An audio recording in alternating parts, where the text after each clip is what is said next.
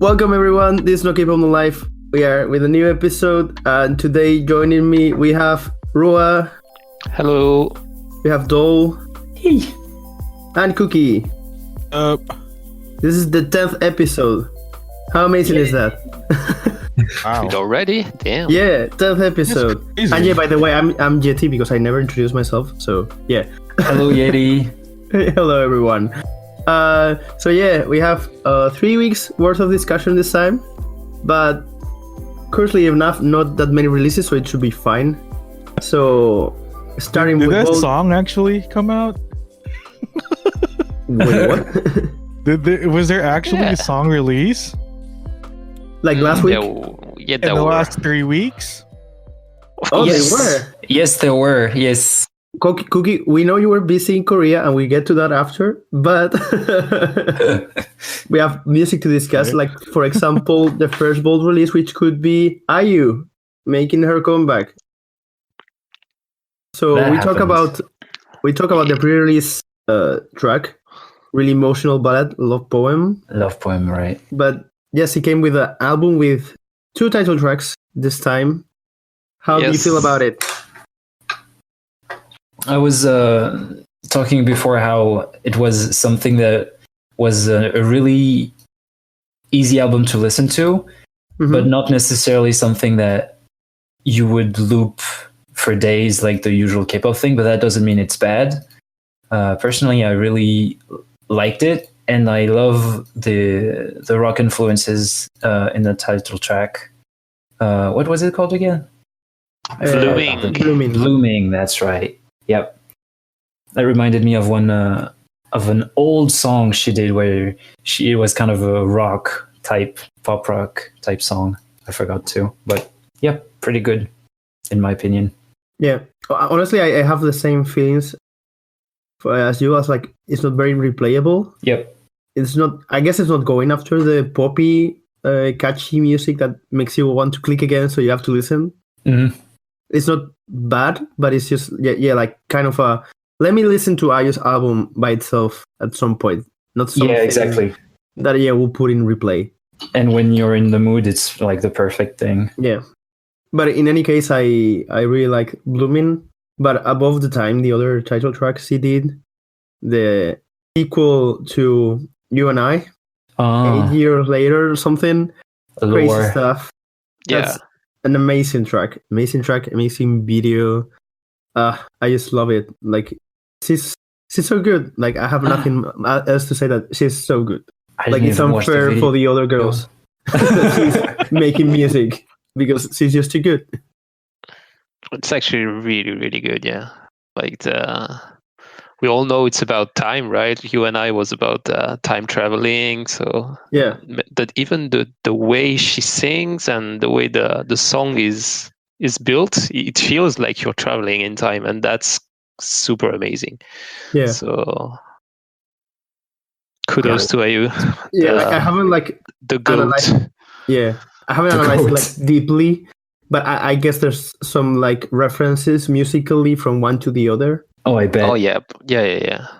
But I in bet any there are case, some subtle hints. yeah, I like that it's still its own thing with that crazy folk breakdown in the middle, which comes out of nowhere, but it's so good. Yeah.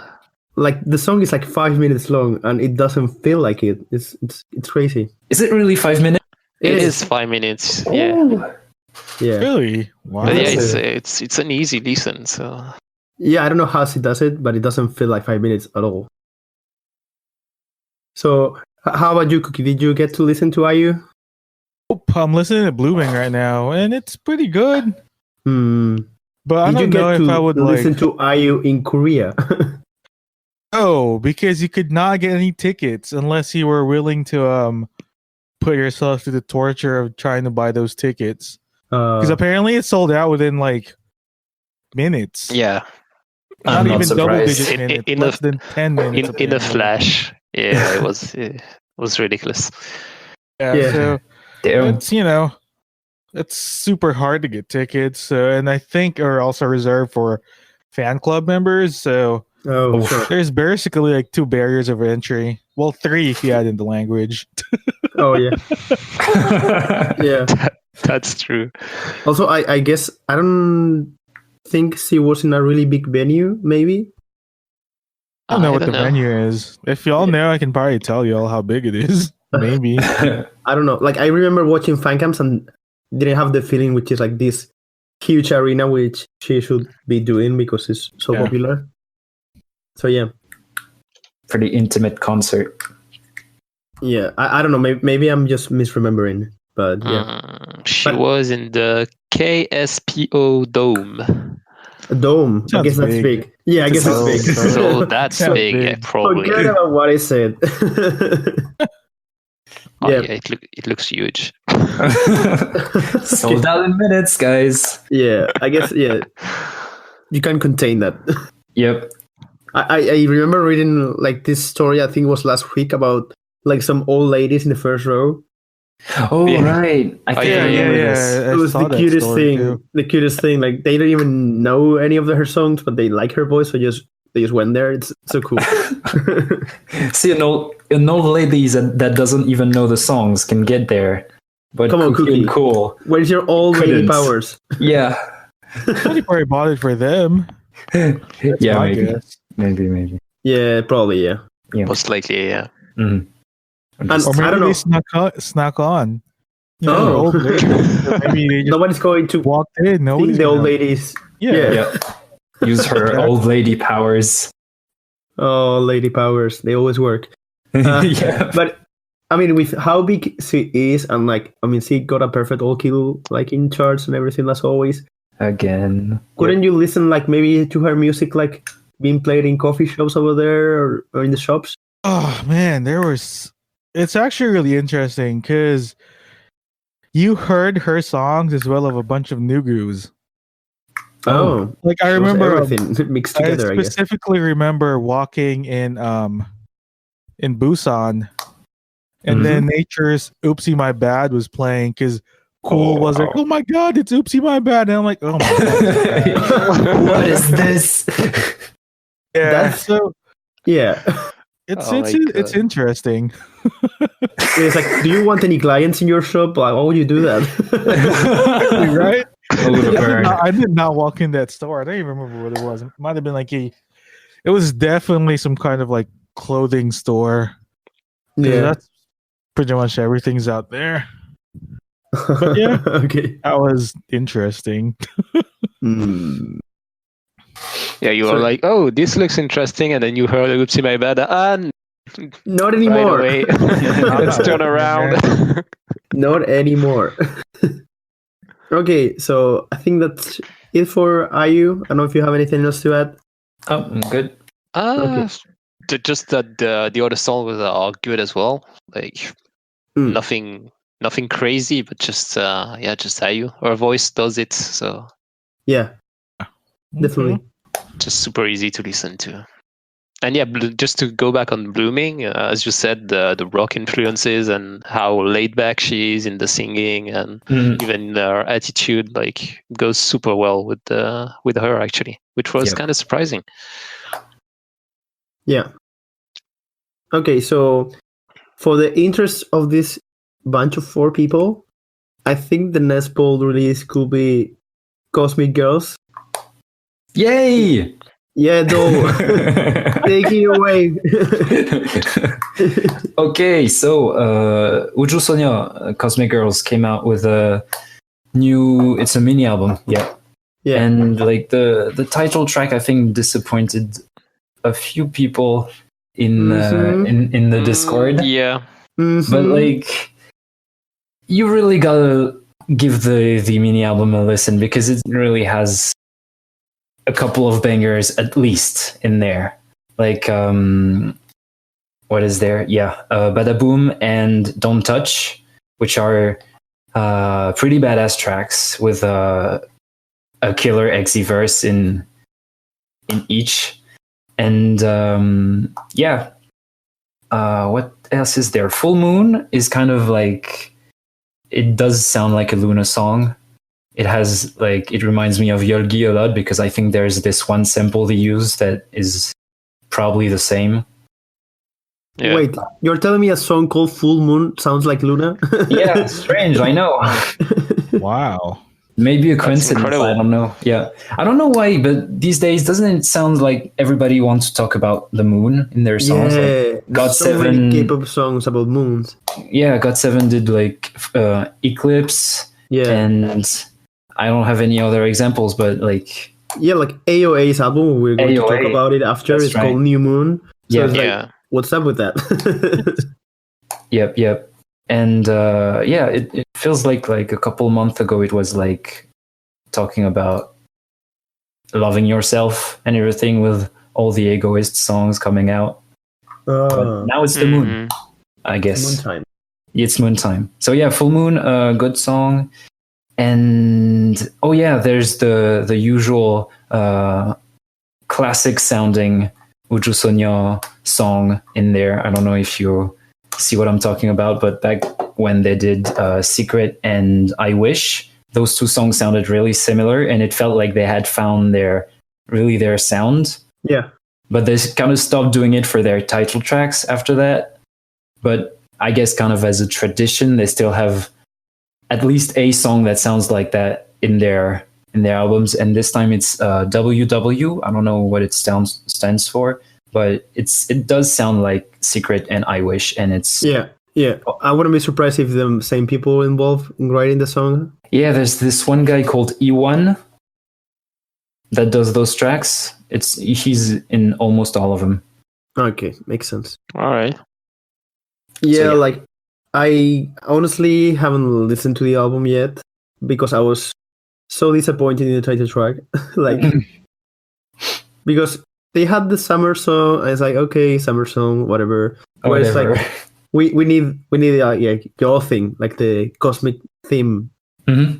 And we're getting the teasers, and it's like, yes, cosmic thing again. Perfect. So glad they're doing this. The style look nice. Then the song it's not bad, but it feels like so lazy. Like it's like it does feel a bit generic. Yeah, it's so predictable in a bad way. Mm-hmm. Yeah. I don't know if maybe it's just not the right timing for it, and maybe when I go back to it in 6 months, I will be like, oh, this is actually amazing. But I doubt it. Probably, yeah. Okay. I mean, I don't see how if you don't like it now, you would like it like in the future. I was trying to be positive about it, but you're probably right. No, but go and keep it positive. I'm sorry. No, I mean the thing is like no, it's okay. Like the thing is like I listen to it and it's like you're not a bad song. Like I just cannot click with it because it's like you're not giving me anything new. Yeah. Like it's mostly the chorus, I think, because the verses are a little bit interesting, but the chorus like they're just drop the ball, and it's like made by artificial intelligence kind of thing, like an algorithm. Wrote the song. It's like, let me listen to 100 electropop K-pop songs and we will make one, and that's what they came up with. I feel you. So yeah, I don't know. Interesting. I don't know. How do you feel about it, Roa? To me, it sounds like a generic Wuju Sonyo song, but maybe without the usual spice that it gets. But it wasn't that bad, but not great either. It was just there. Like I need the spice. Let's say if it goes like on my playlist randomly, like from the radio or whatever, I'm not gonna skip it. Oh sure. Yeah, it's just mediocre, I guess. It's not something you will hate or something you will like. It's just there. Yeah, it's just there. It's just there, and it's not bad either. The last chorus is pretty good. Like the small changes they did, I kind of like it. It was fine. How about Cookie? What do you think about it? Did you even listen to it? I heard some of it, but I don't remember how it sounds like anymore. Yeah. So I don't know if I'm allowed to give an opinion on it. Just listen to it and pretend like that WW. Do that and then pretend like what? You kind of cut off. WW is like the kind of their sound. So it's like one track in the mini album. Yeah. Oh, So you can okay. pretend that's the single. I'll listen Yeah. to it like. Let me see if I can find it right now. Honestly, I'm listening through the album, and it's like, this is actually good. Like, what? I mean, I think Lucky Cat and Lights Up are pretty skippable, but the last four, really decent stuff. Mm. Yeah, I listened to the entire album, and yeah, only the Full Moon was great. Yep. But it's probably because it sounds like a LOONA track.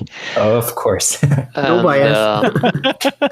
Just a little bit biased, just a little Yeah, bit. a little bit. Little bit. Um, Aw. the others, yeah, well, nothing was bad. Like, just to say bad, maybe Badaboom. I didn't like Badaboom. It sounded like weird, but the others are fine. Mm. Yep. It's just a non-aggressive album, easy to listen to, but maybe not enjoyable in the long term, I guess. Yeah. I want to get into these girls so much, but there's always something that stops me from it. Like, I don't know what. Like, I still don't know their names. Like, it's been like, I don't know, like 4 years. I know it's a big group, but it's still like, I only know like 3 names. Like, how is that possible? No, you don't know only 3 names. That's bad. I mean, maybe I know all the names, but I will definitely not be able to tie it to their faces. Like, if I tell you right now the names, you're going to say, oh, yeah, this girl is in. Yeah. Yeah, I mean, like, I know the names, but I don't know which is which. I think. Oh, okay. I see. All right. Yeah. Like Luda, Seola, all those things, Jordan, is like, those names, I know they are there, but I don't know who they are. Exi, Bona, so many. They're kind of easy to put faces on. Yeah, Like I guess I don't consume their media that much, so it's just difficult. I'm listening to it right now, and it's I don't know how to describe it. Like, it sounds like it's just there. Yeah, it's just there. Yeah. You listen to what, like the title track? Yeah, As You Wish, right? Yeah, Yes. it's just there. It just sounds like it's there. Yeah, Like, if I walk by if I was sitting somewhere, a coffee shop or whatever, and it comes on, I'd be like, no, I don't Not want to do reacting. anything because I wouldn't recognize it. It's like, yeah, that song. It's just a good background song. Nothing more, nothing less. Yeah. Yeah. Oh well, let's see. I mean, I really don't know. This group is so confusing sometimes. I don't even know. Are the Chinese girls going to come back next year, or when is that happening? I hope they come back sometime. Come on, man. Oh, poor doll. Okay, let's just move on. We'll talk about sad things from this group with doll here. Yeah. They will be fine. Yeah. I think they sell quite well anyway. So I don't know. They do. They're pretty successful. Sales. Yeah. But They're gonna need the Chinese girls sometimes with how good they're selling. It's true. That's true. Yeah. I don't know. It's a complicated group, like to analyze, I would say, because we think they have a sound, but not really, and they have the summer songs which are like weird, like for them. I don't know. It's definitely interesting. Yeah. Yeah. Okay, so I think for the third ball release and last one, normally they will be like AOA's long-awaited comeback, first time as 5. Yay! Just right after their adventure through Queendom with Come See Me in their album New Moon. How did you feel about this new version of AOA? Doll, for example. I'm sorry, I haven't listened to it. Okay, then not you. I'm not the biggest AOA. It works. Like, I was actually surprised how well it worked because 5 members from there was 7 or even 8 at one point. So yeah. And it works really well. All the girls are well showcased. They have more. They can add a bit more of their own flavor to the songs, and that's cool. And I like the song really well. Like, it's well made. It's it's a good song. the album is a bit on the Would You Son Your side, like just there. But Come to See Me is nice. I liked it. Yeah, honestly, I don't know. It's like AOA 4.0. I don't know which version of AOA we're in now. They have gone through a lot. Yeah. I honestly, once Choa left, I was like, what's the point of this group anymore without Choa? But then I was really into Mina, and then Mina left too, and I was like, this group, like, no. I think you're cursing them, man. Yeah, I guess. think so too. Like there was Bingle Bangle too, and I was like, ew, like, where is this group anymore? But now somehow, like, everything clicks into place. They find this new, maybe not new, but this mature image and concept. And I don't know, it's just good for me. Yeah. Even if it's not their best songs in their discography, because they have really good songs. It's not really a concept change to me. Like, still pretty similar to. I mean, if I hear that song, I'm gonna associate AOA to it first. Yeah. Like, I guess I was just like Bingle Bangle there in the middle. Like for me, it was like their new thing. Yeah, but because it was just sounds a lot more poppy and happy and everything, but it's still very much an AOA song though. Yeah. But yeah, I don't think they really changed their concepts. And okay. I think that's fine. Yeah. It's true that they did the mature thing before. I was just like maybe disturbed by Bingo Bango in general. Yeah. Maybe. But yeah, the album, short and sweet, I would say. Best songs are like Title Track and Sorry from Queendom. Yeah. But the other three songs, are fine. Like, I can enjoy them. Probably not going to be in my end of the year list or anything close to that.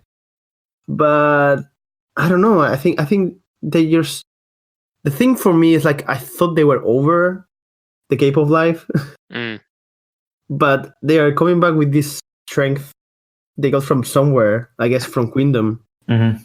Oh yeah, it helped for sure. And it's like they're completely like they selling it like out of nowhere. Like I was completely expecting like to see one article saying AOA disbanded, like like maybe 4 months ago.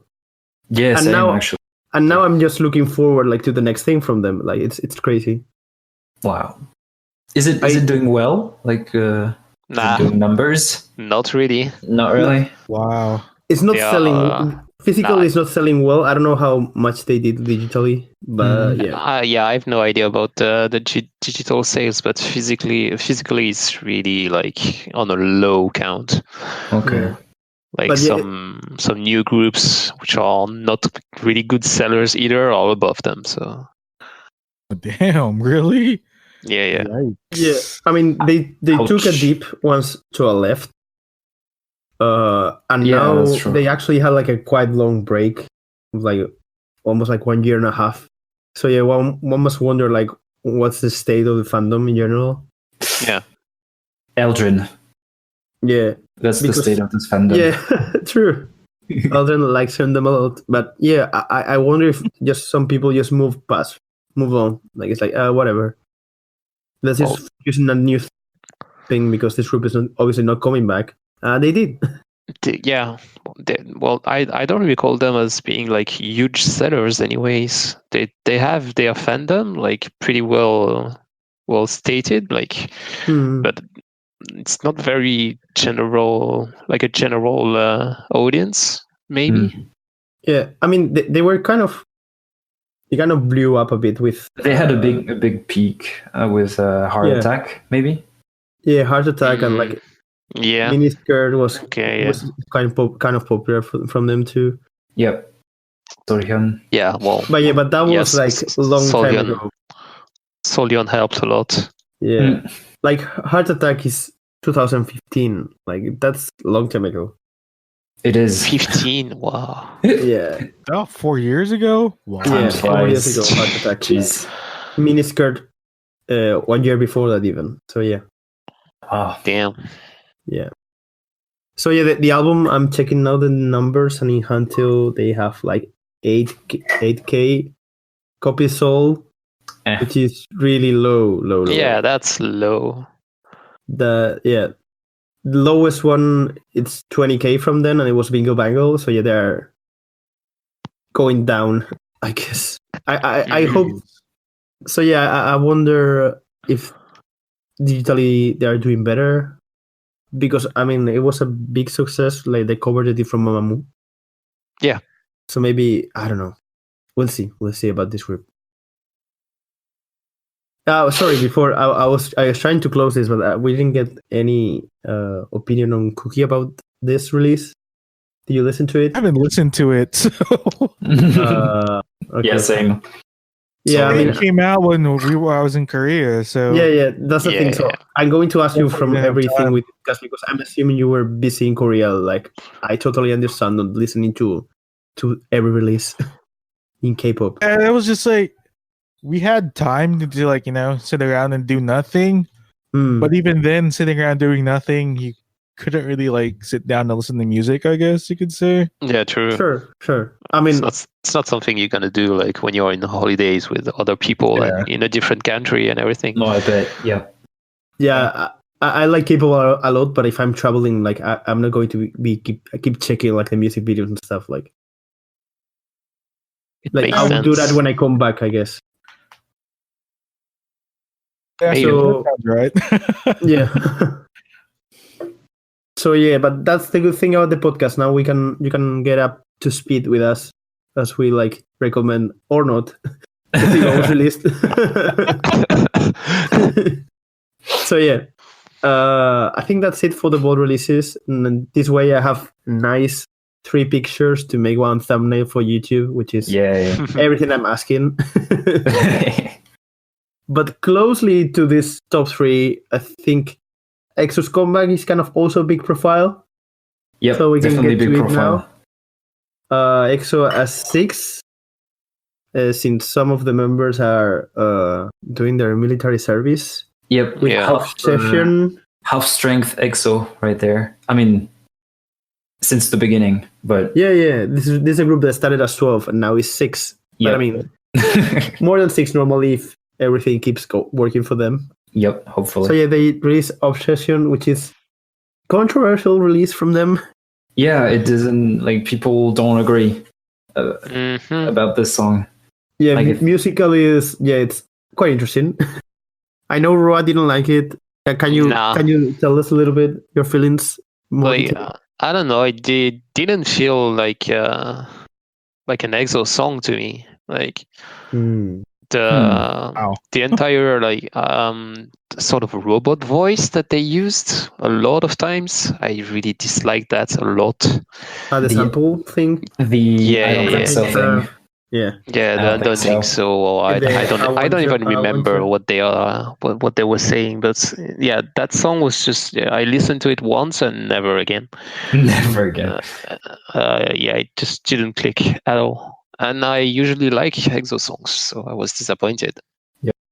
Which is why I didn't check the entire album. Yeah, I guess maybe I should. It's really experimental, which is it is. SM likes to do this thing sometimes, like just throw these curveballs to these established groups, which no other company will do, but SM, like, I don't know, they don't care. And they will put out like Simsalabim, like. Yeah, well, it's SM. Yeah. So, yeah, I don't know. Though, what did you think about it? You normally are more into boy releases. Oh yeah. So what do you think? I really liked Obsession. Like first listen, not even need to. To let it grow on me. It's just there's something about the repeated "I want you, this stuff. I don't know why, but it really works with me. It's catchy. And, it's catchy, and the robot voice I find really really interesting. And I'm in love with the rap verses. It's just everything. I agree that it's experimental, but I thought that everything they tried was really well executed, and it just works overall to me. Yeah, I think it really helps that you're normally into like rap music. Yeah, it does. So Probably. it's kind of like leaning more into that side of EXO, which wasn't explored that much before, I think. Yeah, they don't put a big emphasis on rap usually. Yeah. For me, like, it's really a song. I mean, it's an EXO song, but feels like something NCT could have released too. True, I agree. I didn't think about it that way, but Yeah, I just thought about it now because the experimental side, the rap focus, like, yeah, it's NCT. yep, I agree. I agree. Yeah. So, yeah, for me, like, I want to like the song, and I think it has good qualities about it, but for me, it just feels like a B-side. Like, it doesn't have like a... I mean, the hook is the sample part, but I need like a hook, like in the chorus thing. In the chorus, yeah, well, I feel you. Yeah. And the chorus like so low key, and then it's Kind like, of oh, is. we're back to the verses. Like, okay, I think that's the song. It does blend with the verses a lot, but to me that only helps the flow of the song overall. Yeah, but I wonder if this was just like a direct consequence of the lineup they have. Huh. I'm not sure. Because I guess like from the 6, like 2 of them are rappers, which yeah, so that's automatically a third of the composition. So yep. I don't know if even if they have like 2 really good singers still there, I don't know if they could have pulled off like the classic EXO kind of vocal songs. Maybe not. You're right. Probably. So maybe that's a kind of compromise, or also a good time to experiment since the group is probably not going to release much music as in this configuration. Yep, it's probably a unique release in that sense. Yeah, because I guess some of the members are going to go to the army next year at some point. Yeah, and then some of them are going to come back the year after, so it's gonna be yeah. There's gonna be a weird time for EXO right there. But flexible kind of lineup. NCT concept, I guess. I suppose, yeah. And overall, so I think Cookie, did you listen to it? Oh, yeah, no, go ahead. My bad. No, I wanted to get Cookie in before he falls asleep. Yeah. Talk. Wake up, Cookie. Did you listen to it? I heard it, and it doesn't sound like memorable to me. So, yeah, that's about as much as I can say. I mean, I feel at least you have something to say about it. Yeah, I'd prefer they do stuff like Tempo or Love Shot. So if they do more of that stuff, I want to keep listening. But otherwise, I'm kind of like, you know. Yeah. Yeah, I get it. I get it. I agree. So aside of the title track, this was like a full album. Yep, 10 songs. So though I know you have listened to it, can you like give us your impressions or so, like standouts from it? To give an overall, my opinion overall on this album, it was kind of disappointing considering how I enjoyed the title track. It has a lot of slow songs, which I'm not really into. And it has, other than the slow songs, it has some really experimental stuff, I guess in the same vein as the title track, but I feel were less well executed. Like Trouble is one track that is really experimental and that sounds like a bit dissonant. Yeah. There are elements that sound like they contradict themselves musically. It's weird. But then there is this track, Jekyll. Is that how you say it? That I really enjoy. It's just as experimental, but I think it works. It works really well. They're just shouting their lungs out in the chorus, and then there's like one of them is like, "Ooh!" It just switches from 2 extremes really fast, and it's good. I liked it. I recommend Jekyll. Yeah, like I listened to Jekyll, and it's like, this is the type of songs they'll like. There you go. Yeah, Starting to know me.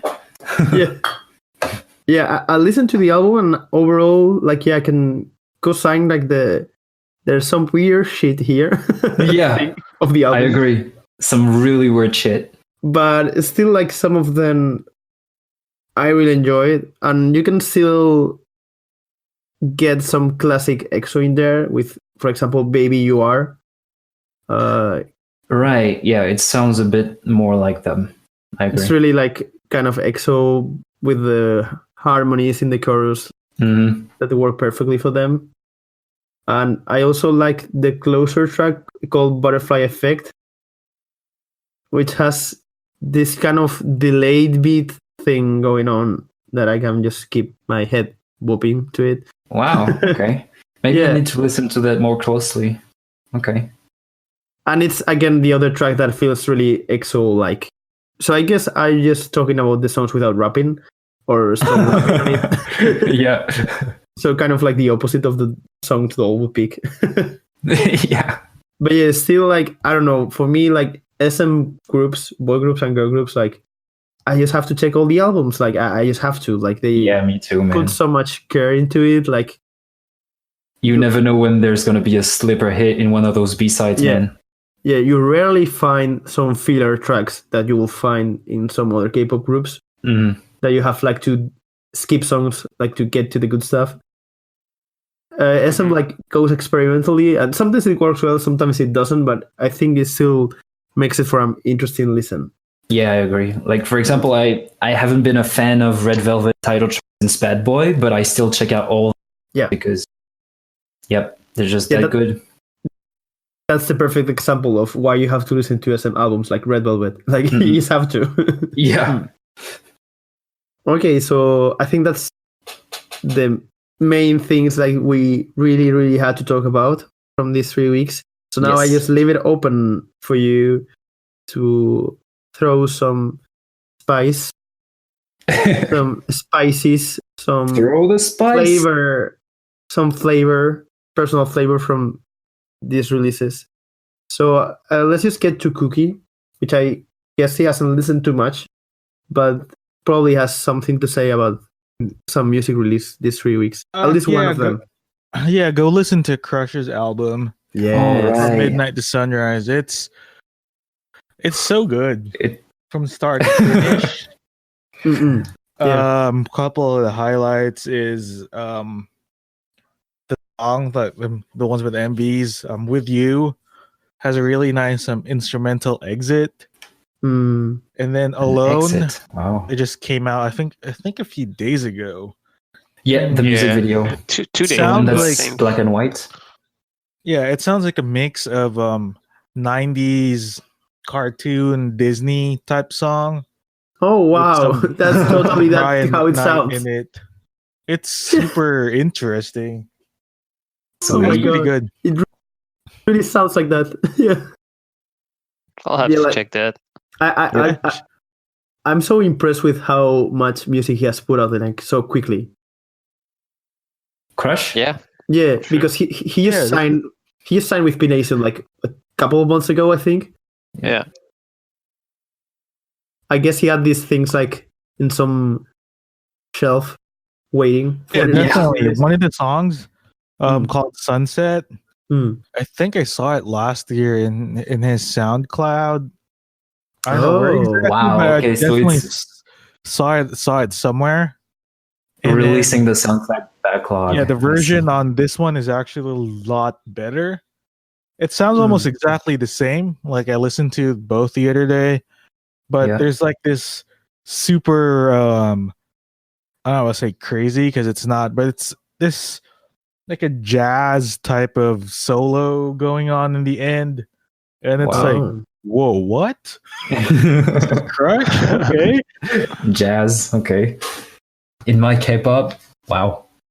Yeah, it's interesting. I'm writing all this down, by the way. Yeah, I need to check out his release. Like I usually really like Crush songs, like, but I didn't have the time to check out the new album since I don't know if it was yesterday or 2 days ago, maybe. Yeah, it was kind of really recent. And it's Yeah. 12 tracks, so yeah, buckle up. I have to check it out. Hmm. Like it's just so good. Yeah, I haven't listened to it much. I have skipped some tracks. Like yeah, I mean, I just have to recommend it. Like Crash is good. It's good music. Yeah. He has a Yeah. good ear to tracks. Like he knows. I don't know if he writes it himself though, but he's just good. Like picking music at the very least. Hmm. I don't know why, but it feels like he would write his own music. I don't know. Yeah, This that's is based the vibe I on get nothing from it. absolutely. Yeah, So don't take my word for it, but it feels like he. Yeah, would. I mean- maybe not all of them, but at least a few. Yeah. yeah. He's also writing music for other artists, so yeah, Yeah, it makes sense true. that he's writing his tracks. Yeah. So yeah, I want to put a mark to it. To listen. Yep, same. I'm gonna check it out. So, what about you, Dol? Do you have anything to add to the mix? Yes, of course I do. There's a Twice Japanese album that came out, and Oh, yeah. yep, and it's really really strong.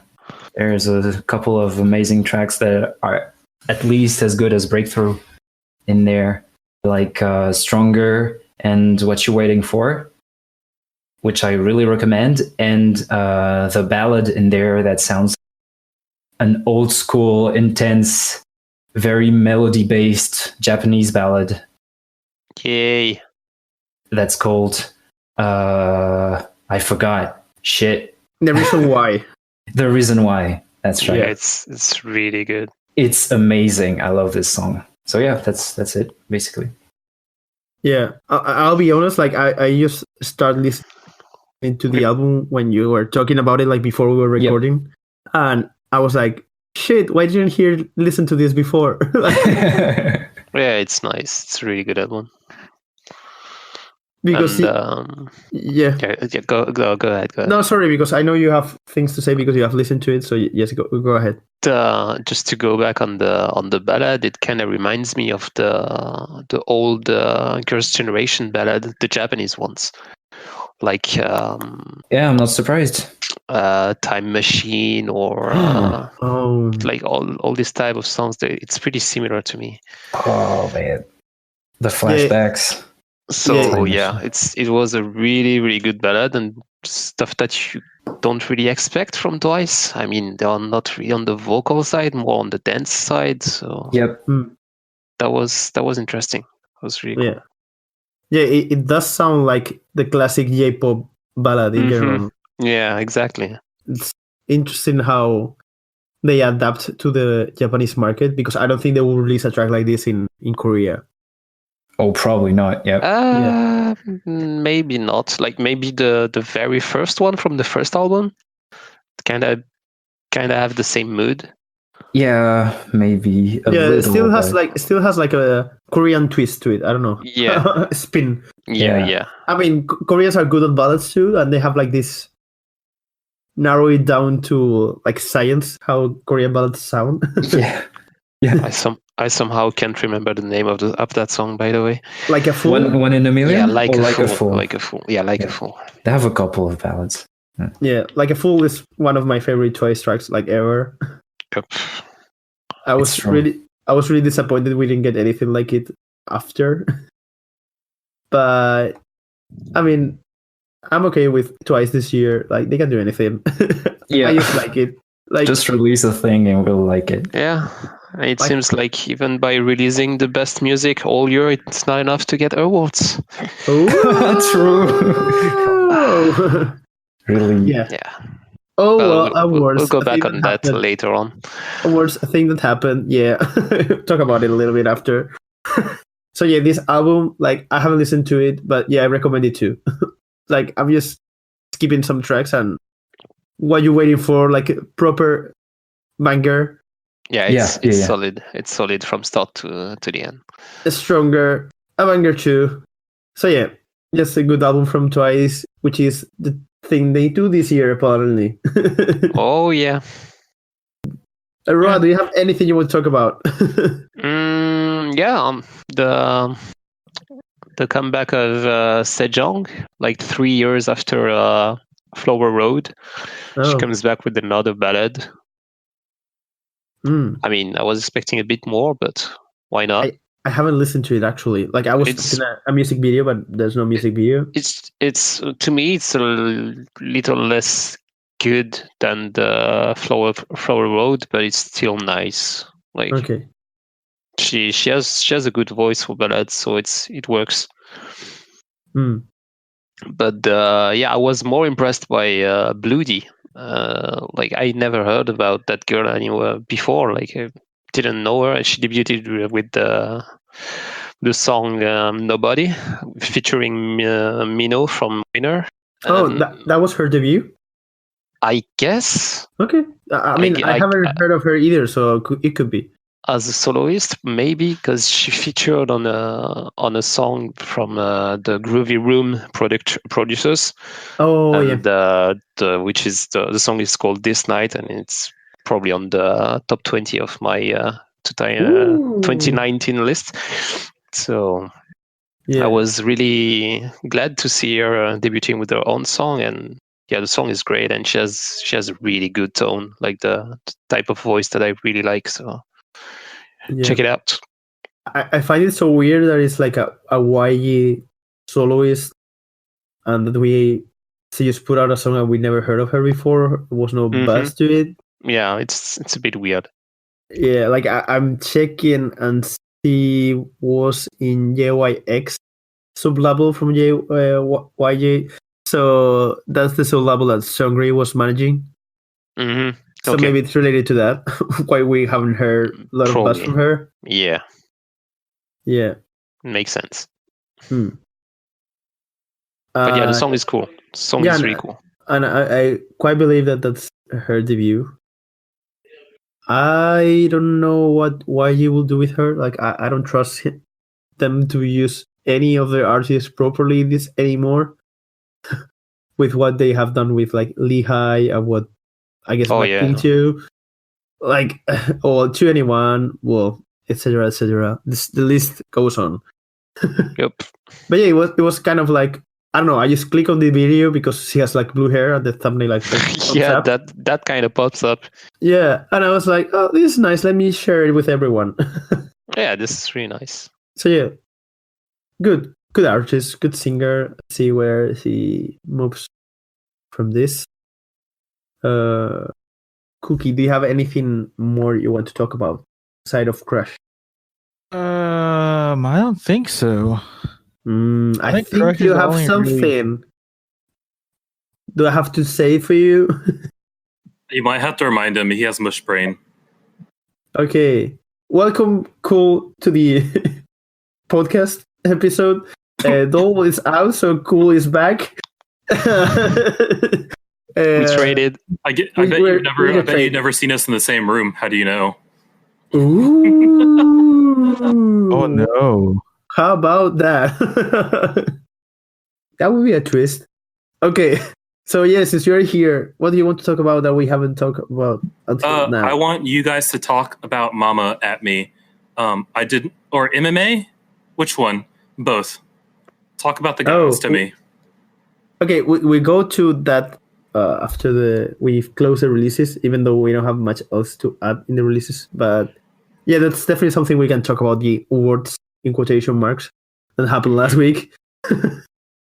But yeah, I want to throw this for Cookie because I guess he's not remembering like this project unit called CSVC. Oh, the Christmas song. Yes. They released just for you a Christmas retro song that is just lovely. Cookie, tell us how do you feel about it?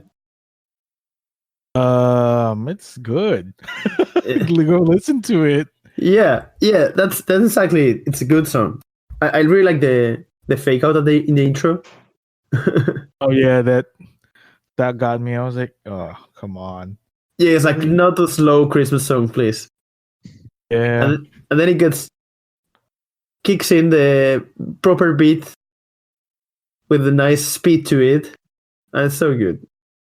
I honestly thought this was a one-off thing when they did their previous release this year. Yeah, I'm surprised they're doing a lot more of this. Yeah, Yeah, I thought it was just gonna be a one-time thing too.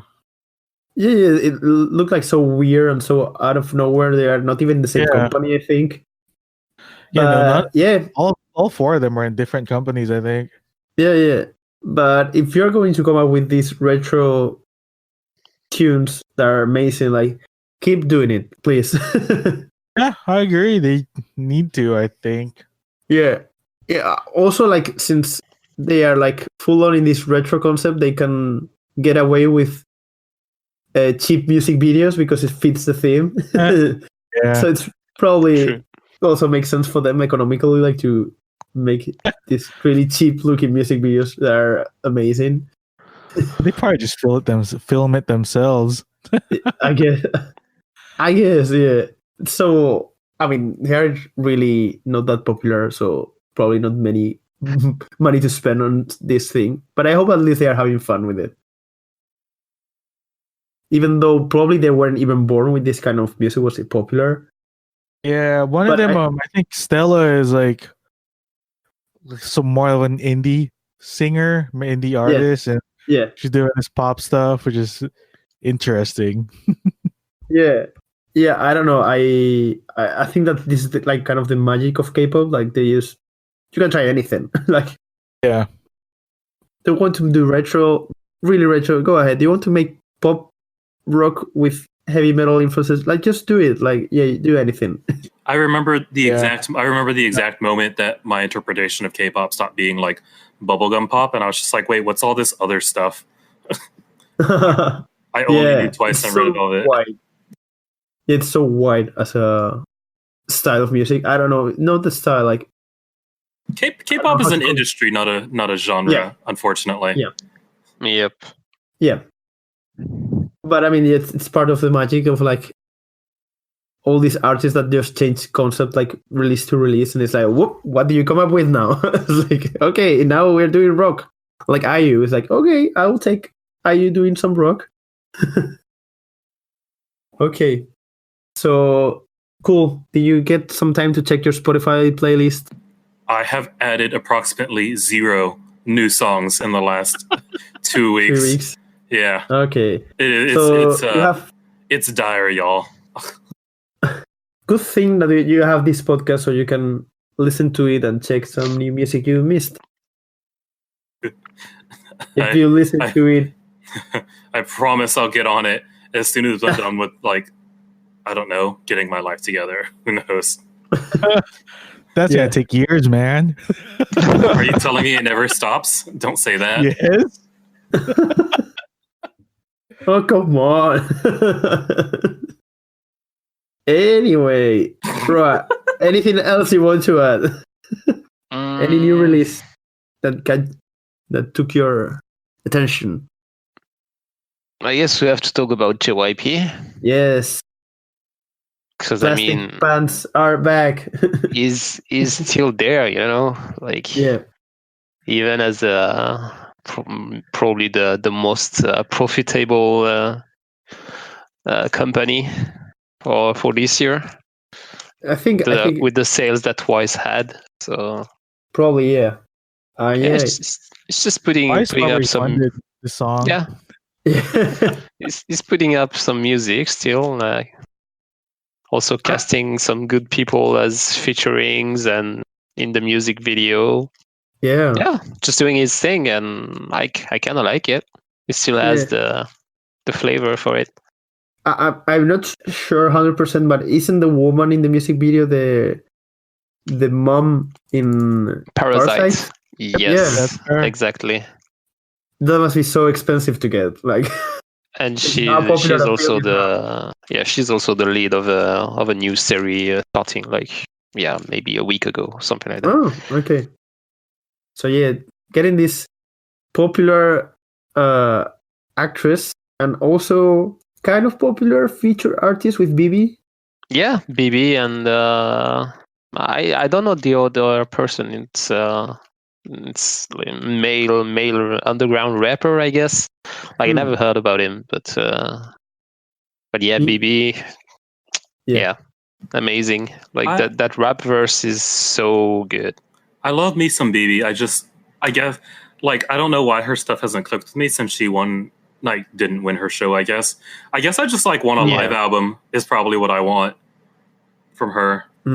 True. That's the stuff I enjoyed the most. But I jammed her other stuff, just like I don't listen to it on repeat like I did those videos of her performances. Yeah. It's different. She's definitely the type of person who does better live than in recordings. So what do you think about Fever? Cool. Have you listened to it? Give me a second. Let me try to figure out if I've listened to it. Okay, we can have Cookie in the meantime sharing his thoughts on this. I like it. JYP. Yeah, I don't know why people are hating on it. Is people hating on it? Yeah. Really? I really missed this. I don't remember exactly why people were hating on it, but probably because it's JYP. You know, the usual cancel culture that Twitter has right now. I think. Oh, and then Sunmi had to like stroke the flames by posting his picture on Instagram. Oh, that was so funny. That was amazing. Is there a particular reason, like he's getting some flare-ups, or is it just people being dumb for the most part? People being dumb. Of course, as usual. Yeah.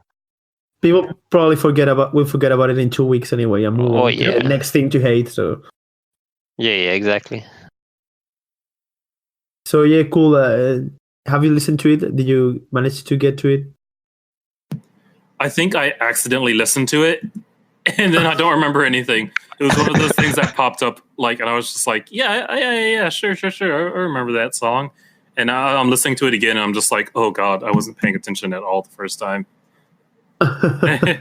You should get to it. Yes, I know. Just for Bibi alone should be. I know. Yeah. Enough. Yeah. Bibi's rap verse is so good. The delivery is amazing. That girl has hopefully a huge future ahead of her.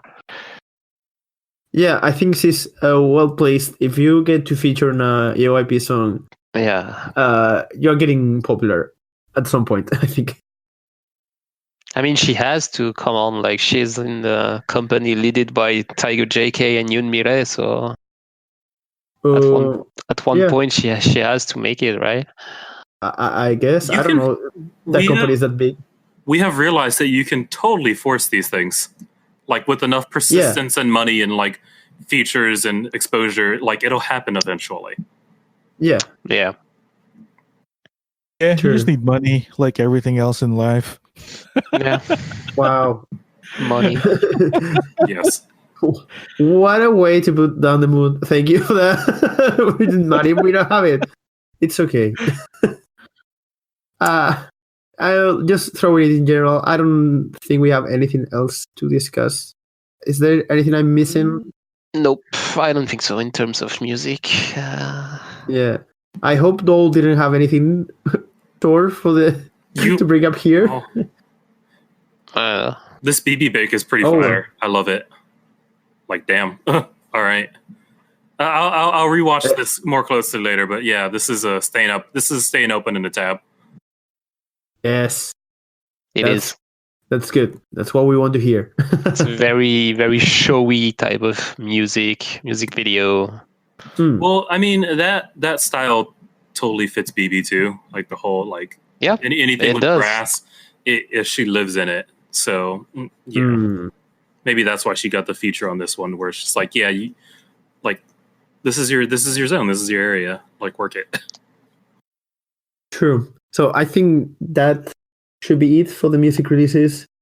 And now, we were talking with Cookie a little bit about integrated in the new releases. How was the experience in South Korea, where the Texan subunit went a couple of weeks ago? And now's your time to shine and to make us extremely jealous as you tell us how was it. Give us a general feeling. Freaking fantastic vibes. I loved it, honestly. Yeah, it was fun. I like that country just from a walking around experience.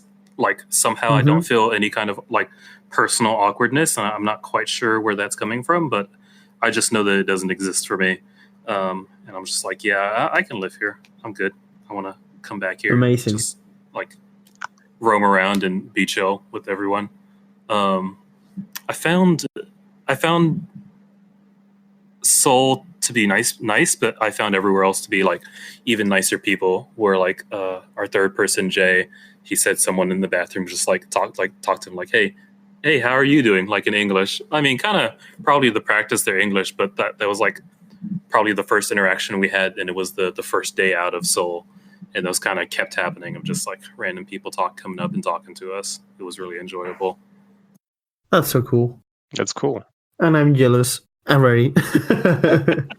Dude, that food. And also, Cookie, how much of our food would you say was just some combination of grilled meat? Like at least 50%, right? I think we ate Korean barbecue either every day or every other day. It was I think there was one day we did not have Korean barbecue. Yeah, I think it was when we went to the market because we had the seafood. Yeah. It was all the time. Yeah. That seafood market was cheap, which is insane, but yeah. So the seafood market was a whole experience just because like the bottom level is all like people in their stalls with like their catch from the day and their butchering stuff and what have you.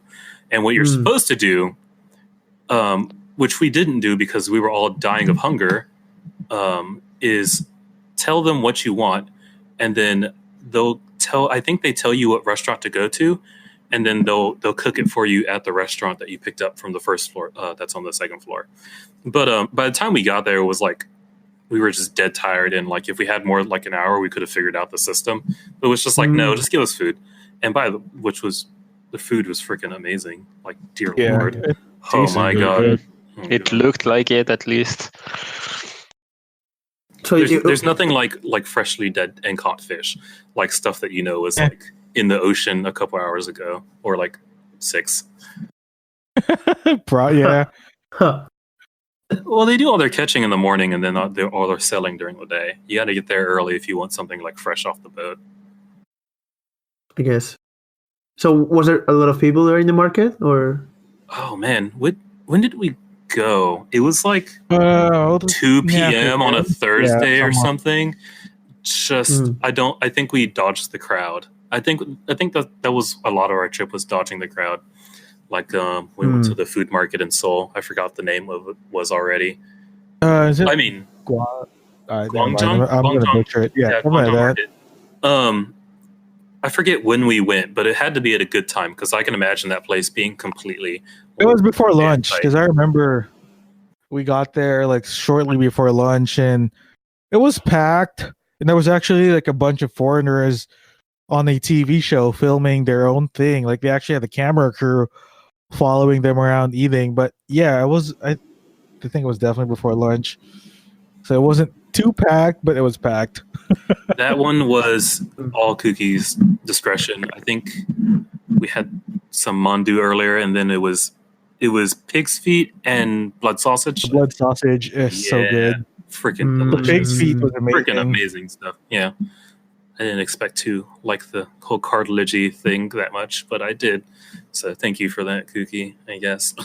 That's standard, man. You're going to eat that almost every other day over there. Wait, hold up. Did we go to the market before we went to Cafe Rosy? Was that the same day? No, that was the day after. Okay, well, we went to Cafe Rosy. Was it the only K-pop related thing you did your stay there? It kind of was. Unless you're gonna count us hanging out with Locke and watching some college students doing some X. Oh yeah. Oh, okay. It's all coming back. Yeah. You got to give us some time on the. Yeah. All right. Cookie, we'll figure it out. Start from the beginning. We'll figure it out. Since we are still, we'll close like the food thing. Was there anything that you didn't like of the food? Never. That's amazing. Once. Not once. That's amazing. I find it. Go ahead. Because the food. I mean, I don't know how to say, but Asian food in general is the concept in itself and like the flavors in general, it's so different from Western food. Yeah. So, I mean, at least for my personal experience, like sometimes you bump into some flavors that is like, I've never tasted anything like this before, which could be good and also could be bad. So, did you have anything like that? Like tasting something like you never tried before? It's like, what is this taste? I think I really did a lot of work on like acclimating my taste before I went over again. Like, because I go to Korean restaurants every once in a while and try something different, just so I'm not surprised when I like so I don't run into some like major dish that I don't like. But yeah, it was all very like weird, different, non-American stuff. Us Americans, we like our salt and our blend. What do you think of the blood sausage? I think it wasn't that far removed from. It wasn't so different that it was like offensive or like shocking. Right. But it really pushed the bound. It pushed the bounds of like what kind of meat you can like. For me, where it's just like we got kind of far away on this. See, for me, it tasted too much like blood.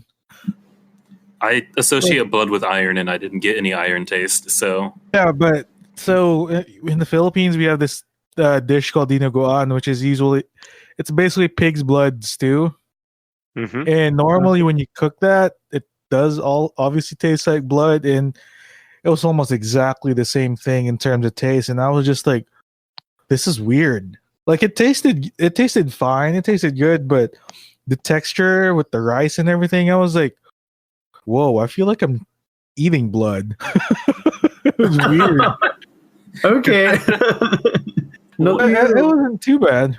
I will remind you that you're the one that made a beeline for it. Oh yeah, because I wanted to try it. It was great.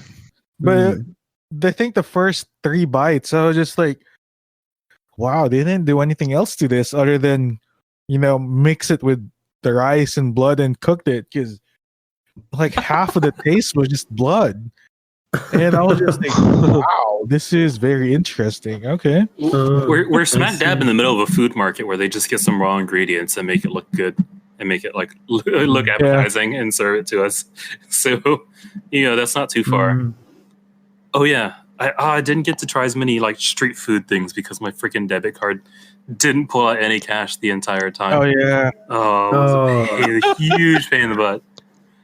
But I think one of my favorite things was I think we were leaving the market and it's just like a pancake with honey on it. It's just bread and honey and that's it. And they put it in the cup and they give it to you and that's like $1. And that was the one that was like the most delicious sugary thing I had that day. It was just a perfection. Yeah, that was pretty good. It smelled so good too. So for you, Cookie, I mean, I guess you're more familiar to Asian food in general. Yeah.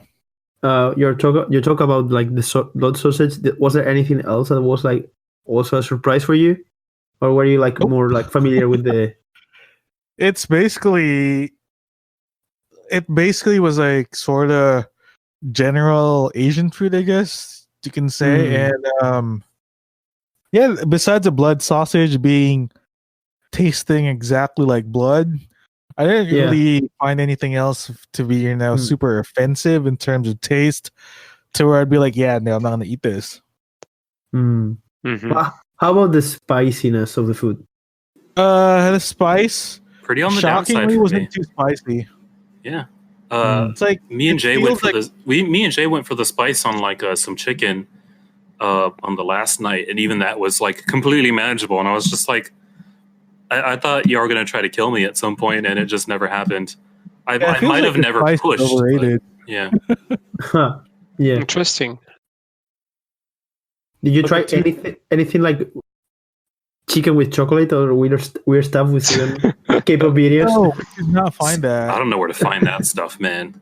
Like, I know we were using 3 different mapping apps, but you got to ask someone that's lived there to find that stuff. And Cafe Rosy didn't have the brownies that they had apparently before. It was just all like actual regular baked goods. So couldn't really try that. Although I don't know if we wanted to try it because Cafe Rosy is like an hour and a half away from Seoul. And Cafe Rosy is an adventure to get to. Yeah, it really I cannot is. believe you went there. Like, But it's worth it. It's Oh, amazing. yeah. It was like 2 or 3 transfers, and it was like an hour and a half ride, but totally worth it. Would do again. Like that was. It's it super was easy to get to, shockingly, but yeah, it's too long to get there. kind of a jolly setting. Very very chill, very very nice, Yeah. very calming. Was it? And Was then it there's anything just else this around giant there? Luna shrine. No, sorry, but no. Yeah, there is nothing up there. That is. Those are. I don't want to be. I'm just gonna. Those are like the boonies, basically. Yeah, It's not. because Like any farther north, I think you probably stop getting apartment complexes. You keep going north. I think you start making villages. yeah, I can see why K-pop idol would want to get out of there. So So she's originally from there, and that's What? why they made. Yeah, she's originally from there. yeah, Okay. Olivia Hye is. Yeah. Yeah. So did you get any trinkets? I know you did. Yes. oh yeah, Like 2 cup holders. they gave us like a keychain. Yeah. That Oh was yeah, pretty the cup sweet. holders too. Yeah. That's so nice. They had the Olivia cup holders, and then I guess some fan site from Yojin, since their birthdays are pretty close by, dropped some off, and I grabbed one of those too. Yeah, That's cool. That's so nice. At the end, she asked us where we were from. We said, Yuguk Saram, Texan, American, what have you. Yeah. Very nice. I enjoyed that place. Like, if I lived there, I would just kind of like, if I got placed in that town, I'd probably just visit that cafe for the vibes. Mm. And, So, there's like a cafe, there's like 2 cafes on every block. oh my And god, yeah. That one particularly stood out, just like from a menu perspective. And then there's the whole Luna Shrine thing you got going on there. Mm. Yeah, like we are so used to seeing K-pop idols or celebrities in general, like in coffee shops. Like, yeah, I'm just going to assume they have like one for every 5 people living there or something. No, correct. No, you're not joking. That's absolutely Yeah. correct. I think when we were in Busan, like in the area we were at, I believe there was 5 within like a 5-minute walk. There was a Starbucks, Wow. the place I went to, Ground 27, Holly's Coffee, a place, a new cafe run. I can't remember the name, but a comedian was like I guess like a promo, was doing promos for it. Okay. And then Gongcha was like, I think 2 minutes further out of there. So there's like literally a coffee shop is within a block or 2.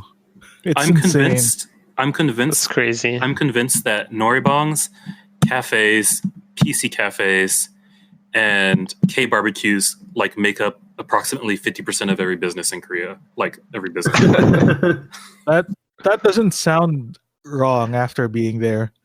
Like if you told me that without going there, I'd be like, yeah, you're kidding me.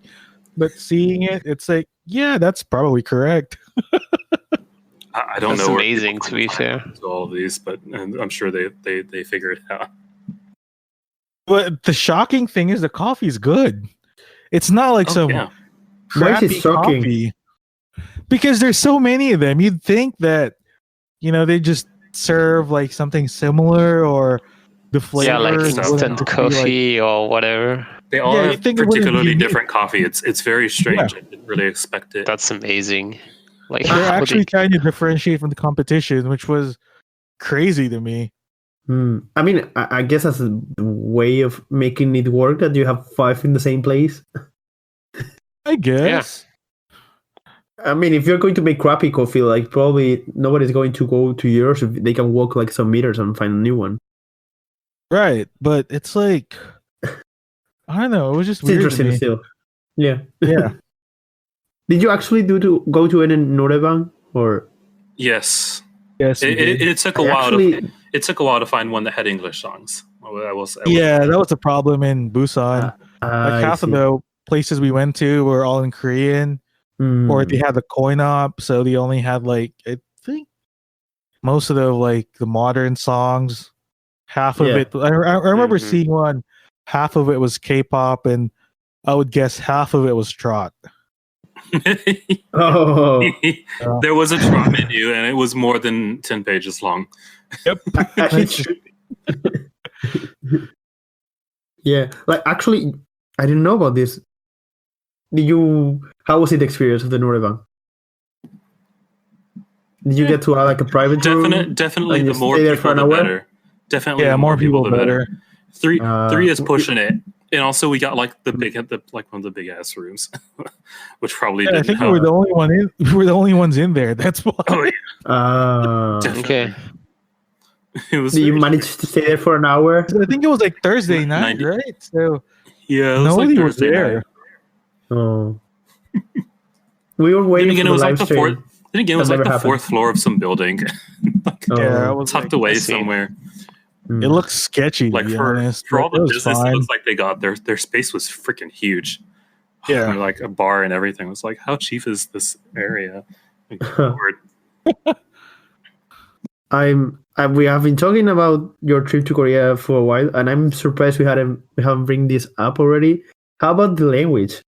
How are you doing with your? I know Cool knows a little bit of Korean. These guys freaking push me at the front of every line. It's like, hey, you do the thing. As they Like, should. oh my god, As they should. I know that's the point. But holy shit, it was like a struggle. I think there's something fundamentally wrong with my speaking of the Korean.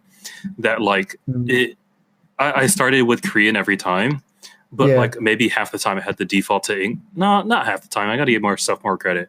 Like maybe 25% of the time I had to start defaulting to English just because something was getting lost in translation. I'm not quite sure. Maybe I just need to like speak more properly instead of trying to speak so fluently. There's just some things I need to work on, but yeah, I learned a lot very, very, very, very quickly and abruptly. Oh dear! I mean, it's the way to go to learn language, honestly. Yeah, just go in there and not speak in English ever. That's whatsoever. cool. Yeah.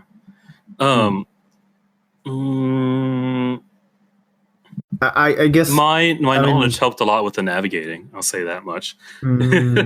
Just being able to like see the letters and know what they mean immediately, because as we got more south, the English started disappearing. Like as soon as you leave Seoul, like the English drops down to like 20% of what it was, like immediately. You're just like, oh, I can't. You're lost now. Interesting. So you can survive without any Korean in Seoul. Don't try to do it outside of that though, because it's going to be a struggle. I think Seoul and Busan you can. So basically, the big anywhere cities, between. Yeah, the big cities. Survive. Yeah. But yeah, anything in between. Good luck with that. It kind of makes sense, to be honest. Yeah, I think it's something that you can find like everywhere. Like, I mean, I know from what I know, like the countries I've visited in Europe, like even though some of them are really good at English, like it will mostly stay in the big cities. If you want to village, like you are going to struggle if you don't talk the local language. It got to the point where some of the English started disappearing from the subway stations. It didn't happen very often, but every once in a while there was a subway sign that just had no English on it. Oh yeah, there was definitely subway lines where there's barely any English. Some of the bus lines, I noticed this one. I think when we were going to Shinsegae, one of the bus line that we were taking up there, it was like, I think every other stop was in English or something like that. That was weird. Yeah.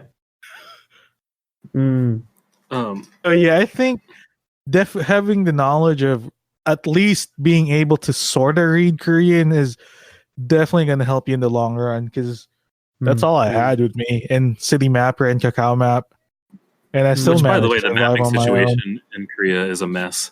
We were using like four different map apps, and they all gave us different results all the time. And each one of them had different amounts of English and Korean, and it was just a huge goddamn mess.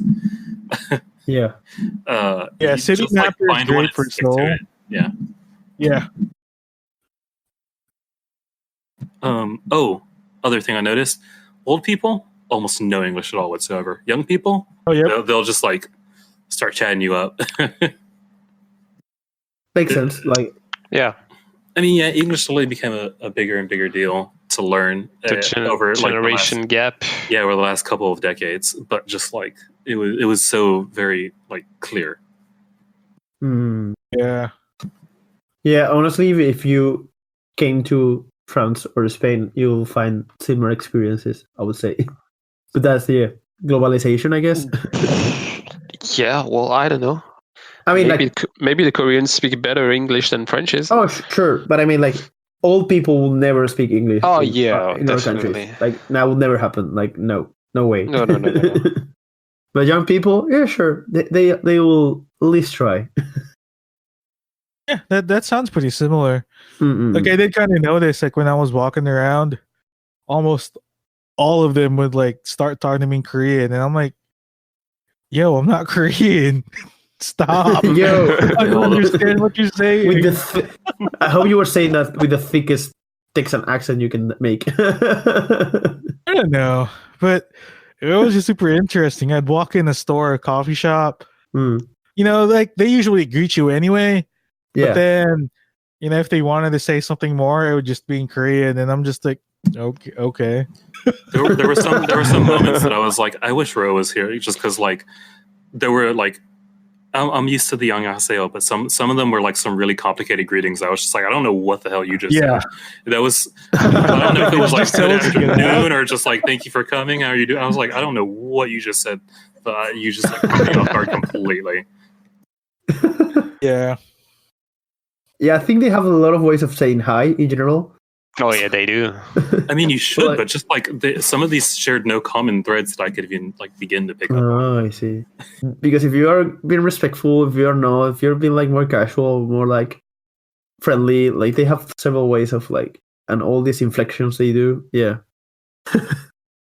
Rod, do you have any question for them? When are you going next time and take us with you? Oh, yeah. That's all I can say.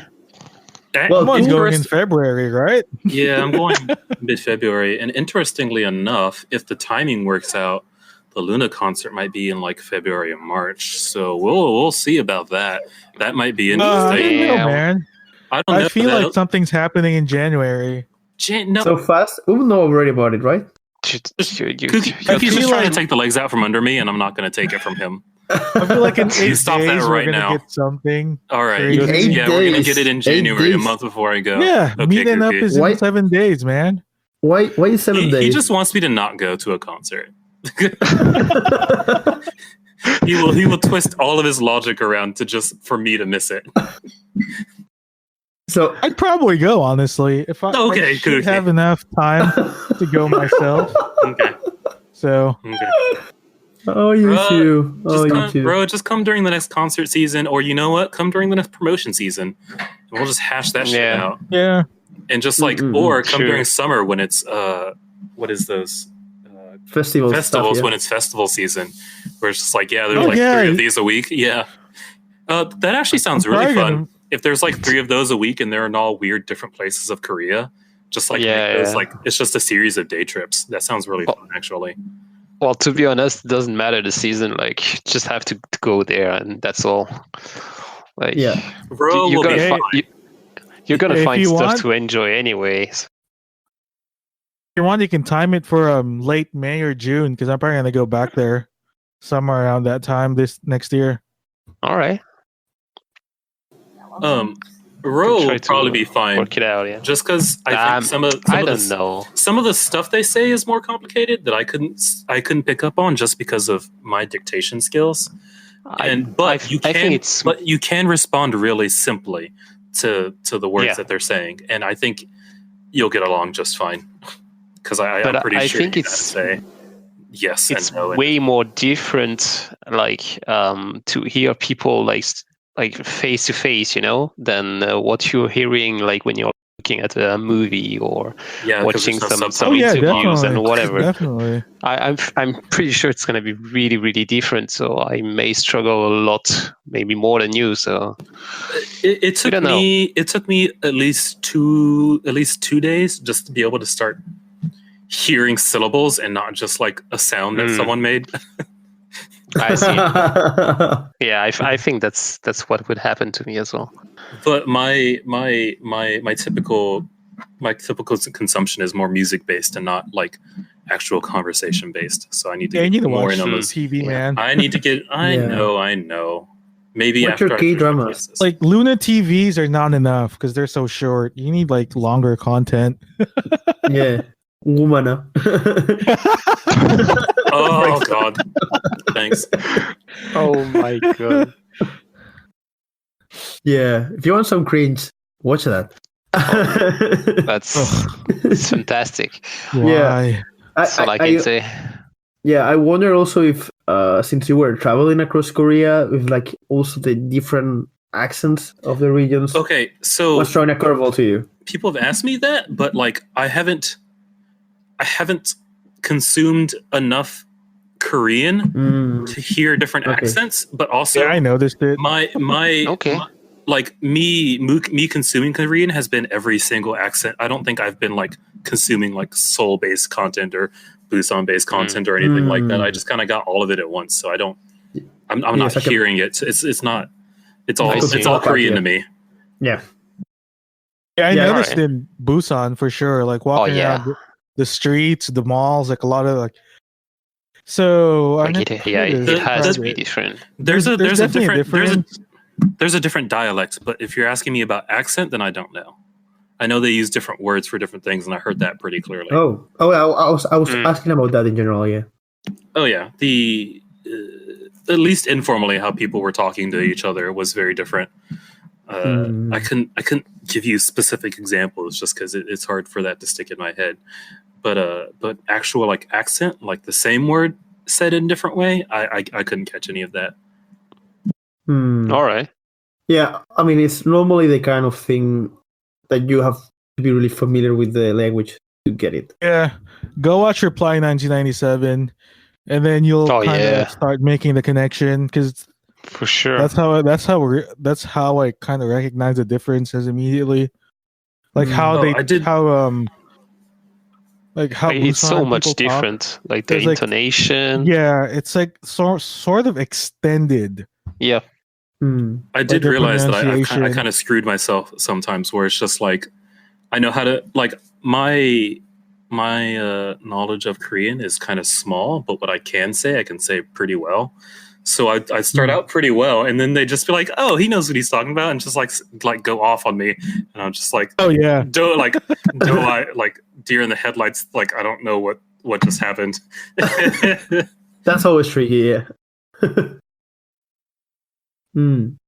So, how was it for you? Like, since you were there already, was it this year? Last year. In August, basically a month after I did the whole K-pop thing. Yeah.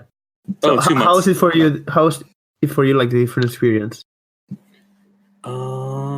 It was exactly the experience I got the first time, which is basically everything I wanted to be. So, like, just kind of walking around and no one really caring about me or my business, and that was pretty sweet. I like just being a foreigner. That was pretty great. I loved it. Yeah. Like I said, good vibes, easy to get around. No one's worried about me. People, I think people. How do I say this? I think like when I was saying I screwed myself by speaking so like fluently. People worked with me less, but that's because I probably gave them the wrong impression when I started just like talking. Instead of trying to speak like I was getting all my stuff off of Google Translate, because there's an immediate difference when you start dropping the what are those called, the things at the end of the words, the particles and stuff. Like I know you can. As soon as you start dropping those, they're like, okay, he knows what's up. And just no.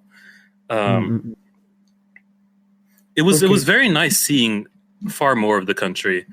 I kind of thought it might get less foreigner friendly outside of Seoul, but honestly, it might have gotten from like a navigation standpoint, it definitely got more difficult. But from like a people standpoint, they were more curious and I'm not going to say nicer, but like the tone, I guess the tone was different of just like, maybe more welcoming. Yeah, slightly more welcoming, but that might just be a big city thing. It's hard to tell. It really is.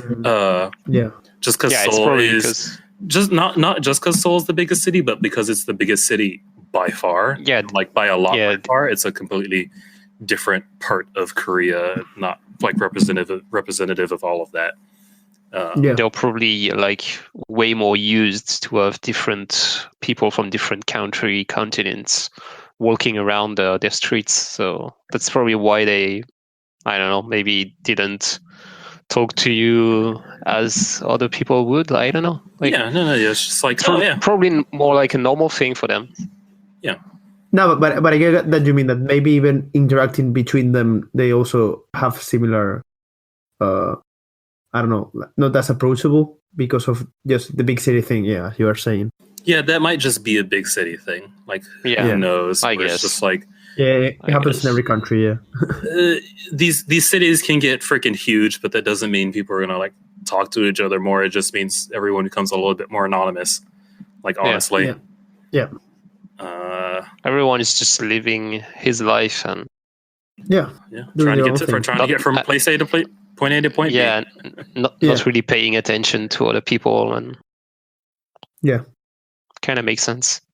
And for you, Cookie, how was it like compared with the idea you had of Korea?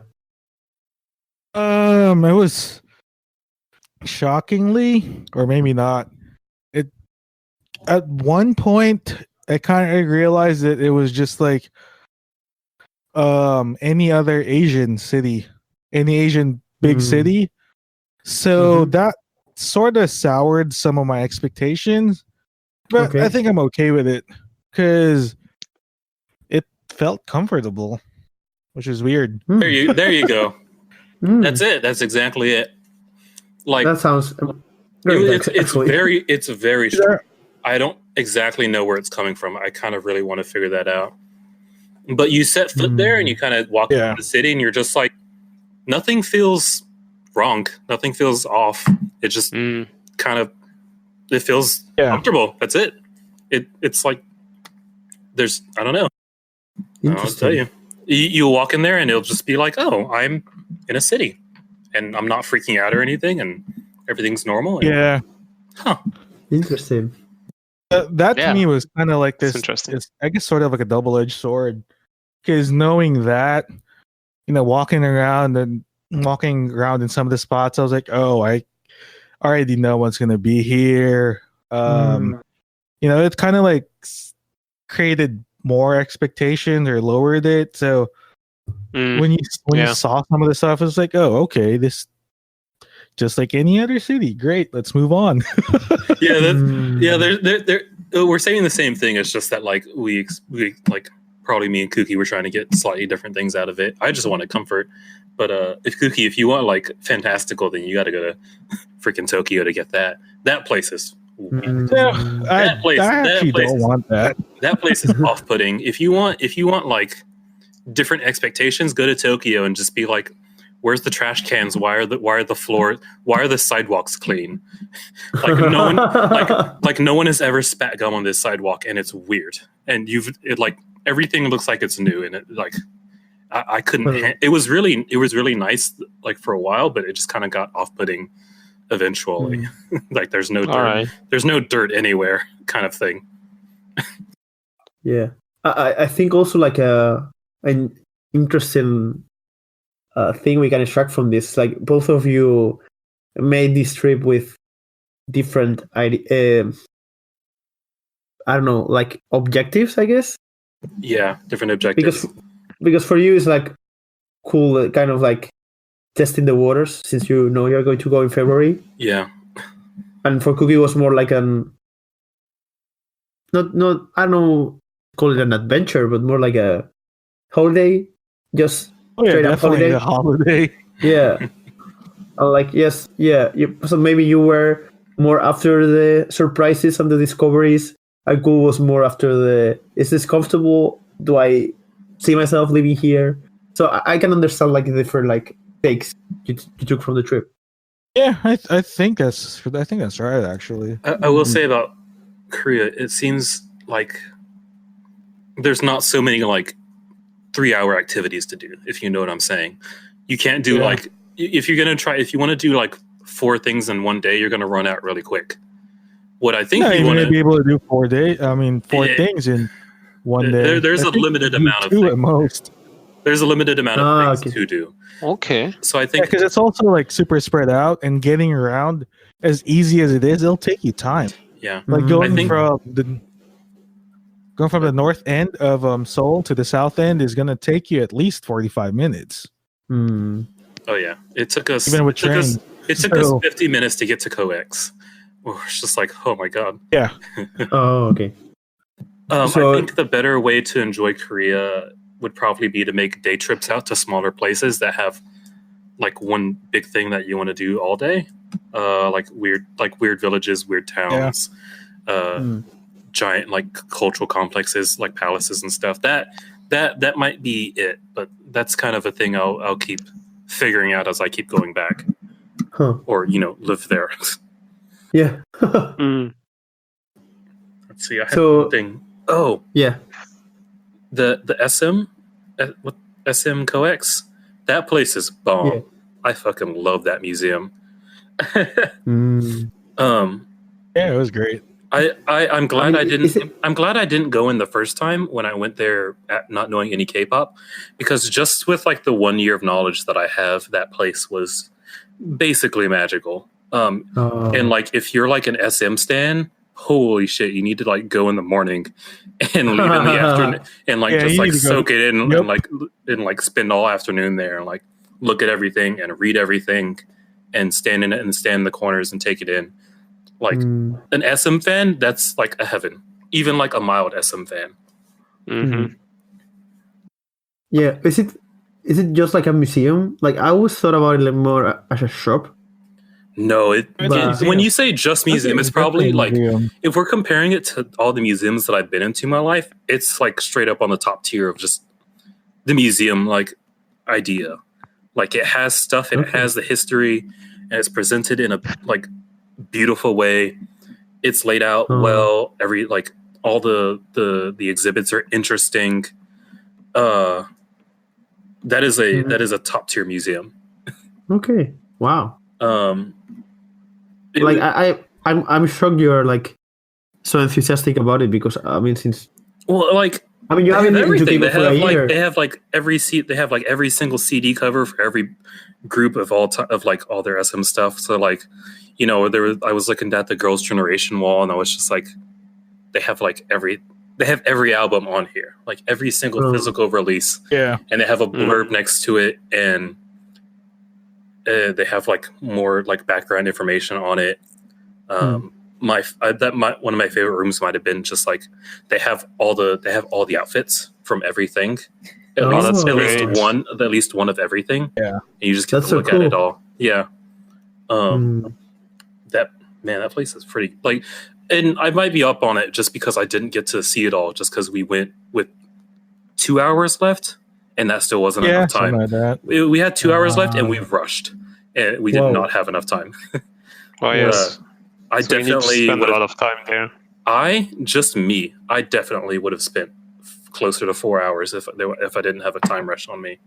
Wow. So someone that has more knowledge than me might spend half a day there. Honestly, I guess I could. We didn't watch too many of like the video exhibit thing either, because that took time. So there's just stuff on stuff to do in that place. I guess I could probably spend a day here. Yeah, and then, at the museum, definitely. Wow. It was like a free, or do you have to pay to get inside? It was like $20, right? Something like that. Between $15 and $25, and then we got these sweet little tags that had like album covers on them. That's they used as badges, but I think I'm gonna turn mine into a baggage tag or something. Cool. Okay, cool. I guess it was well adapted, like to foreigners. Like everything will be in English, right? Yes. Everything was in English. Oh, Yeah. another That's favorite amazing. part. They had an entire like area where they had the concert outfits and like set lists and all that, and like Oh yeah, that part was awesome. Actually. they had like breakdowns of all the SM towns. And like I think maybe Yeah, dude. Yeah. I did not realize that SM towns were like 5-hour things. Oh, yes. Like They are. Oh my god. Yeah, I'm pretty sure that's where they were hiding all the footage that they never put on Blu-ray or DVD for everyone else to buy. Mm. Yeah, we didn't get to watch we didn't get to watch that because we didn't have the time. Yeah. Honestly, like I never thought of it like being one of the things I want to do when I go to Korea, but now it's up No, you on have my to. list. You Yeah, literally have to. Definitely. You It's definitely such have a to. it's such a history piece, like for y'all, especially. Like I was looking at one of the set lists. I didn't realize there was like a Girls' Generation Red Velvet overlap, like insanity nonsense with like Tvik and like just like a killer lineup for like 2014, I think, something like that. That was bonkers. That must have been insane. Good old times. Yeah, honestly, I would love if they come to Europe at some time. I know there was one in Paris like 8-9 years ago, I think. Something like that, yeah. Yeah. Dude. But I wasn't into Kpop back then, so I want it now. We have to correct our mistakes. We'll get the chance. Well, they keep doing them, so I mean, I think they were in Japan not long ago, and also in South America. Yep. So yeah, could happen in a village, in a city next to us at some point. I don't know if you have anything else to add to this, or Roy, you have any questions for them? Ask me questions while I think of at least one other thing I had. I don't really know about. Yeah, I never really thought about questions, to be honest. I just want to be there. You don't want spoilers. Yeah, well, It's yeah, I have a question for Cookie. Like, how's it for you? Like, not talking any Korean at all. Like the experience for you. Did you can regret survive easily? But did you regret not having learned something before? Honestly, no, because you can survive easily, which is a problem if you ask me. Yeah. It's normally that could be a problem. You want to learn the language, right? But Locke was telling us that there's people that have easily. been there for years and don't like willingly just don't learn Korean, and I'm just like, that's fine. How? You can do that, but that seems just mean, rude. Yeah. It makes me think of these YouTubers. Yeah, it's a problem. It's a problem. Yeah, it is. It makes me think of these YouTubers that are there, and it's like they don't speak Korean at all. It's like, how do you do it? Like if you really want to blend in the country, you have to learn the language, the values, the culture, everything. Yeah. Or you can just talk to other foreigners, and you may as well have just stayed at home. Yeah, exactly. Yeah, I mean, like honestly, like as a foreigner living in France, like I mean, I can get trying to get the familiarity of talking of people in the same situation as you, or that talk the same language as you, and I do it. But yeah, I mean, you have to find a balance. Like, you have to integrate, like to have a comfortable life in the place. Because like my first months here, like struggling like to order a bag in the supermarket, like no, I don't want to do that for years. No, thank you. But I can see people surviving that way if you can only hang around with foreigners. Like I see it being possible, even if not optimal. But yeah, it could be an issue.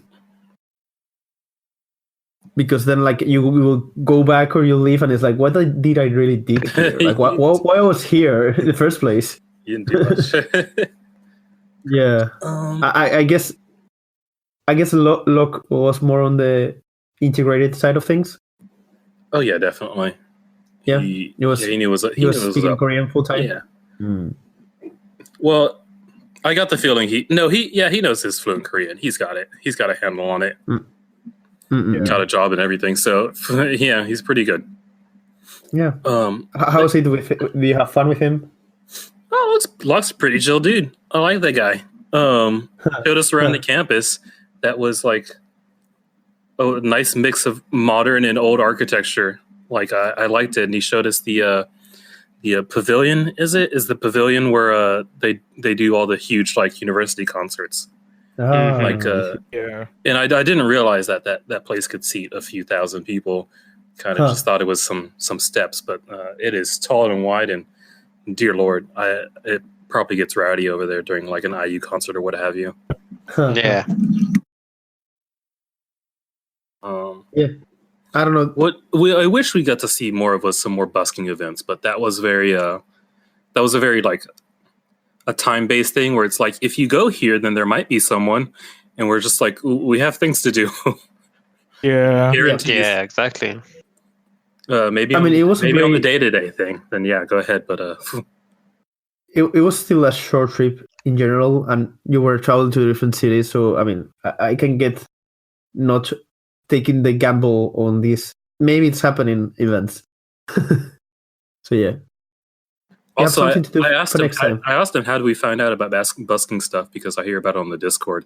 It turns out you guys are just plugged in enough that when something happens, you'll tell us. Like most of the busking is like, apparently most of the busking events, you guys already have like ways into that. So hell if I know how to find them. It's all you. No. Where it's like, hey, how'd you find out about story busking? They're just like, I don't know. Saw it on Twitter. I saw it on Twitter. I put it on the server, and it's just like, yeah, that's how it works. That's how you find out. There's Honestly, no I don't even remember how I found that one. Because most of the times it's like I will see the YouTube feed, and then it's like 20 new fan cams, and it's like, oh, this happened. But yeah, story thing. I guess maybe in her YouTube channel she put something. I don't know. I think lots of Twitter, probably. Maybe there's a busking Twitter account. Oh, actually, that's probably a thing. Yeah. So I think that should be it for this segment. I was really jealous before we did it. I'm more now, and I'm definitely taking some advices and some recommendations in mind for when I go there eventually. I think it's probably the same for Roa. I will say. Oh yeah. We have to get there. The entire trip costs less than my plane ticket. Like it was hard. It was hard to spend money. In terms of like that's food. Good to hear. It really was. In terms of food, all of our meals split between us. Like our portions might have been, our maximum meal was like $30 in terms of like our portions. Wow, like your portion of it. Yeah. Like you can keep ordering meat and keep ordering meat and keep ordering beer. You're not gonna crack 40. Like good luck. That's great. Yeah. Public transport was like $1, like 1,500 won. Like, and you just get off whenever, and the fare doesn't change. Yeah. Think that like it is. It's gonna be hard to spend. It'll be hard to spend money. Like, and the hotels are pretty cheap. As for you guys, the plane tickets are pretty cheap. Just like, don't. Oh, that's great. It's a cheaper trip than you think. Okay, that's good to know. My advice about hotels: find a spot next to a train station. Yeah. Or somewhere that's kind of busy. Because if you get a hotel like sort of far off, you're gonna have fun carrying your luggage without escalators or elevators. Long walks up the hill with your luggage. Okay. Yeah, just like grab something next to a station. That's it. Yeah. That's it. Grab it next to the station. If it's like 2 blocks away, it's good. You'll be fine. Taking notes. Yeah, honestly, maybe a hotel by Seoul Station, because it seems like it's central. Yeah. Yeah. Mm-hmm. And you can go anywhere, north, south, less than 45 minutes, probably. Okay. That sounds great. Good. Yeah. For a big city, that sounds great. Okay, now I think it's it. Now I think I'm done. Cookie, anything else? Yeah, I don't know what else. Unless you'll have any more Okay. questions. Post Yeah, the Gamchon I don't know. pictures later. Thanks. Okay, I have like more like technical questions, but are probably not very interesting to discuss in the podcast. So Yeah, just I ask think- me in Discord. yeah. So definitely changing my mind this of how the trip would go if I go there. So yeah, hopefully next year, right, Rua? Yeah. See you there. I really don't know when, but Yeah. the soonest the better. Gonna Yeah. line the hell up May for or those. June. Go with me. Yeah. May, June. Let's keep that in mind. Probably not going to be possible for me, but I will have it in mind anyways. Ro, Okay, come to the merch line with me, Ro. Line up and let's buy scratch cards. merch line. Yeah, we're gonna buy like 10 scratch Yeah, hey, cards buy and me just merch, fucking go man. for it. Yeah. I want that umbrella so bad. Some of the Oh, Oh, people dude. want that umbrella. I want Oh, yeah. that so bad as well. Before I hopped on, I got my fan kit and I was peering through this. This thing is sweet. I fucking love it. Oh yeah, Yeah. it's so good. It's so I don't know what pretty. to do with it though. Yeah. Yeah. Hey, I didn't get there I think yet. that's a You don't have problem. to like bring that. You don't have to bring that down on me, okay? I didn't think about that yet. I only got like 10 pages into the photo book. All right, that's where I'm at. Oh, Oh man. I watched it all. Like it took me like I don't know, close to half an hour actually to unpack everything and watch it and just admire everything. It was great. The season's greeting is going to be even more dense because it's even more paper. Yeah. Oh well, we don't have music from them, but at least we have photo books. Hey, At we're least- giving them money so they can make music. Damn it. Sure. Yeah, sure. exactly. They broke. Like, They got to like, use can green you- People screen don't now. get that.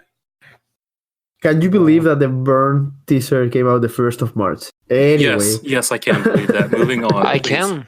Anyway, yeah, let's go. moving on. So yeah, we have some little news to discuss from things that happened in the last 3 weeks. I think the biggest news will be the Momoland lineup change. I don't know how to call it. So yeah, they had a really weird year in general, and they're ending it with this kind of sour note, but we kind of knew in some part what was happening. So Jungwoo leaving the group to focus on acting, which honestly I wasn't even surprised myself. And then we had Teha, which was like out of the group for a year because I think it was problems with some illness he had. And yes, he definitely left the group. And now we have Daisy in the limbo that they don't even know what they're going to do with her. And they're kind of open about it, which is weird.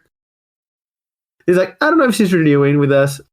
So just complete mess. I don't know. What do you think about this So I have a question. news? Yeah. What happened? Just give me the chronological order. Like what happened Okay. after Boom Boom and Bam? Like what was the next song? What was the one after that? Or did it all just fall apart immediately after that? I honestly cannot tell you the exact timing. We know Boom Boom was a huge hit. Then Bam was like okay hit. And then they showed up at Mama last year or whatever award show last year. And then they put out the Banana song for the kids. And then and then nothing, right? Yeah, I mean, in between Bam and I'm So Sick, which was like their last single. Well, the dating scandal in quotation marks with Daisy happened. And I don't know. It seems like everything fell apart at that point. I think for Mama, she wasn't there already. I don't remember. They never really told us why, but we know it's because of that. Maybe I don't know. Do you get the feeling that they took too long to come out with more music, or do you think that everything going on just in a row stopped them from making more music? Honestly, I don't know. I think it's difficult to adapt to these situations like that are not predicted. Like we have seen with LOONA how like plans can go like wrong even without lineup changes. So imagine adding to the mix like lineup changes. It just seems like Momoland was like primed to like they were never gonna like keep continuing their like 100 million views in music videos or anything, but it seemed like they were primed to be like that upper middle tier of girl groups, and then they just pristined out of it. Yeah, I mean, I think we all knew it was going to happen. It's just amazing how quickly it happened. What keeps striking me with these groups is just like, hey, here's some success, and then we're just not gonna do anything with it, despite how hard it is to have any kind of success at all whatsoever in any way, shape, or form. They get it, and then they just don't use nothing. It's like it feels sometimes it feels like they take it for granted, and I know they don't. It's just I don't know. Yeah, it's weird. You think success will be more precious than they treat it sometimes. Yeah, I think the problem is when you become successful because of memes. So, and not actually because of I don't know your fan base or the quality of your music or something else. It's hard to recapitalize. Yeah, you cannot because they never, even if they were really popular with Boom Boom, they never really had a big fan base to like stay there when things don't get viral. So yeah, I'm reading the statement they put out in the 20th. No, before their 20th of March comeback, where they are saying the group will be promoting as 7 and Teja and Daisy will not be participating due to health and personal reasons, which is, I don't even know where to begin with. Health and personal reasons, like what? Like health, okay, personal reasons. I know, it's so weird. It could be anything. Yeah, it's like I don't know. And yeah, see, I think it just bothers me a lot because Momoland and Pristin attained some like moderate level of success, and then nothing afterwards, just kind of died out afterwards. But then you got people like Cherry Bullet or GWSN that's like they like put stuff out every like they like put stuff out consistently and go promote consistently, and then just nothing. And I'm just like, they're trying. Yeah. I don't know, Roa, do you have anything like your thoughts on this? Not really. Like, I mean, I never really been into Momoland's music, so even them not releasing music is not really bothering me. Like, and the lineup changes. I mean, we all know that only Yeonu got kind of famous from that group, and Jui eventually. Yeah, because she's just so extra, and she landed some CS deals and everything. But yeah, I am kind of like, kind of passive about the whole situation. Like, it's really unfortunate for them, obviously, but it doesn't really impact me. Okay, so it's disappointing. Yeah, it's disappointing. That's really all I can say. Yeah, because like they had such a bright future, but then they just lost it. Kind of like Thanos snapped them out to existence. I'm realizing more and more that time is of the essence with these groups sometimes, where it's like this like 6 months, this 4 or 6 months like release schedule, that's very on purpose to keep, like, you need the revenue and you need the attention like every 4 to 6 months, every single, like, reliably, otherwise this happens. Where it's just like, well, I guess we can all stop doing this now because no one pays it. Like, no one, like, we've been out of the public eye for a year, and now no one's paying attention to us. Yeah. Which LOONA. LOONA's different. LOONA's different. They've been doing festivals and shit. Yeah, they're actually different because actually LOONA's they still have a super strong fandom. Yeah. Yeah, they've been promoting a lot. They've done shows and festivals and music show performances of like was it Full Moon, was just straight up on whatever show that was on the show. Yeah. Yeah. No, That was on Countdown. M Countdown. Which, on M Countdown. Like, what the heck? Yeah. I don't know. But I guess I always got the feeling that took a lot of work to do outside of promotions. Like, it's just like every one of these like took some finagling to get on stage. Yeah. The thing is also, I don't know, Momoland, they were at KCON. Like, it was just months ago. And I think they have also been doing festivals. They also had like a tour in South America, I think. Really? Yeah. They did. They had fan meetings and stuff. Some of them were cancelled, but some of them were not. So I don't know. It's weird. I guess it didn't come out of nowhere, but it's just like the confirmation. How many girls were there at KCON? It was like 7? Well, Everglow and Chung had to bail out. So 6? Fromis, ITZY. No, I mean Izum. members of Momoland. Oh, I don't know. That's a kooky question. And there were 7, I think. Jungwoo was there? Yeah, Yonu was there. Oh, I didn't know about that. Cookie? Can you confirm? Was? That's the I thing. don't This is a remember. mystery. I don't think if she was actually. Really? Yeah. Let me quickly check where we. Maybe. I don't know. I actually don't remember. But just to go back on Momoland, like rose to popularity, like it kind of all feel like a fluke to me. It kind of appeared out of nowhere. Like they were completely unknown, even though they were like coming out from a TV show, a reality show, audition show. Yeah. So they were really not popular at all at the beginning. Yeah, basically no one knew about them, and all of a sudden the Boom Boom release, and not right when it was released, because if I remember correctly, the first week it was basically just there, and then somehow it popped in the digitals, and then we know the story. So but I don't know. I really don't know how it came to that. Like that's probably why I didn't really get attached to the group. Like it felt a bit surreal to me. It makes you want to ask what the point of a lot of these groups are. Is it to just like sustain revenue, or is it to, become the biggest group in the nation? Like, is that not that doesn't seem like the ultimate goal of every group? I'm starting to get the feeling. True. It seems like some of these are just like, we need to keep people employed.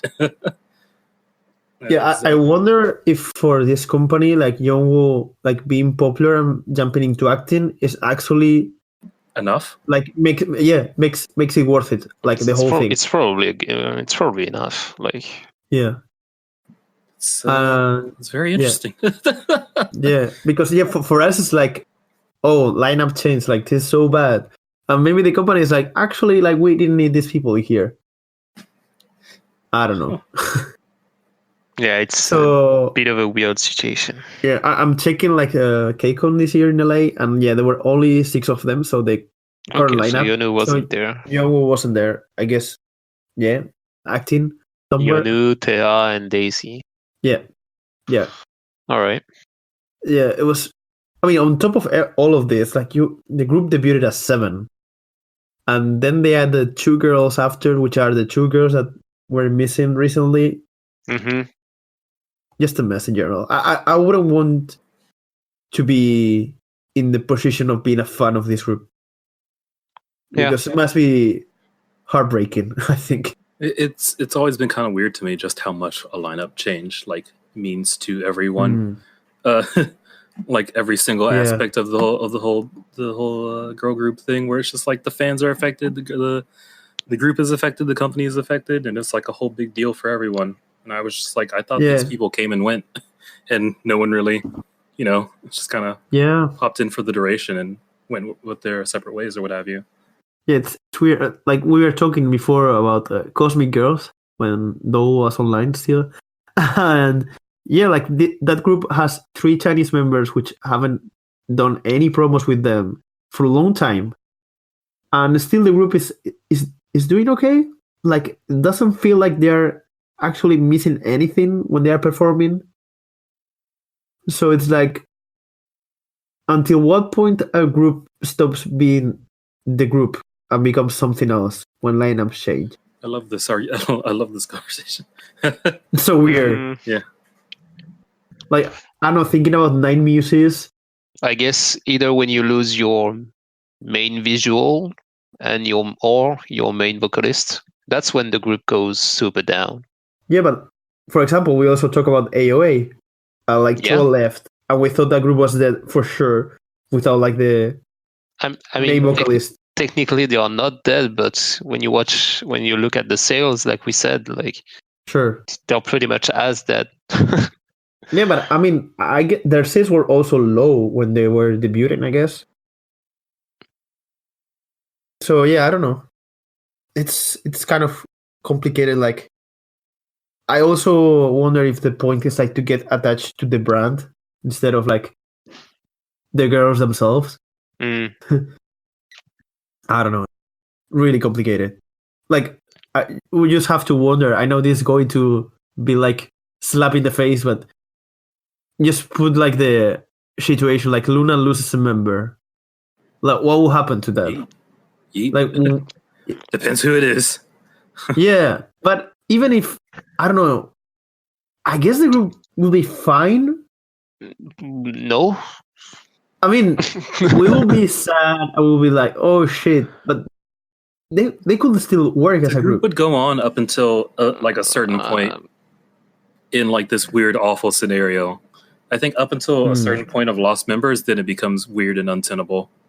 But I think just with WJSN, where you have 13 people, and you know, sometimes you have 13, sometimes you have 10. There's 12 people. Yeah. I think you can get down to a certain point between all the things that that I'm assuming that there's a different maintenance level for like different tiers of groups. Like ITZY takes probably a lot less staff and maintenance because they're 5 girls. Who like Dia or whoever, like Fromis 9 probably takes less than LOONA because they're 9 people, and LOONA probably takes the most because they're 12. But I feel like you have this amount of staff and money and revenue coming in for this amount of people, and you need to sustain that. Otherwise, it all starts going bad and wacky. Yeah. Yeah. Yeah. See, I don't know. Like, it's a weird feeling because I wasn't as attached to Momoland. Well, same. I thought you were. Because, yeah. I thought they were your nugus. Kind of, but not really. Like, they were in that weird limit where maybe with a couple more of good releases that I enjoyed, I will be full on board. I was like, I had my reservations about them. I would say that. And yeah, then I'm So Hot happened, and I didn't like the song, so I was like, okay, whatever. Maybe I shouldn't pay much attention to this group.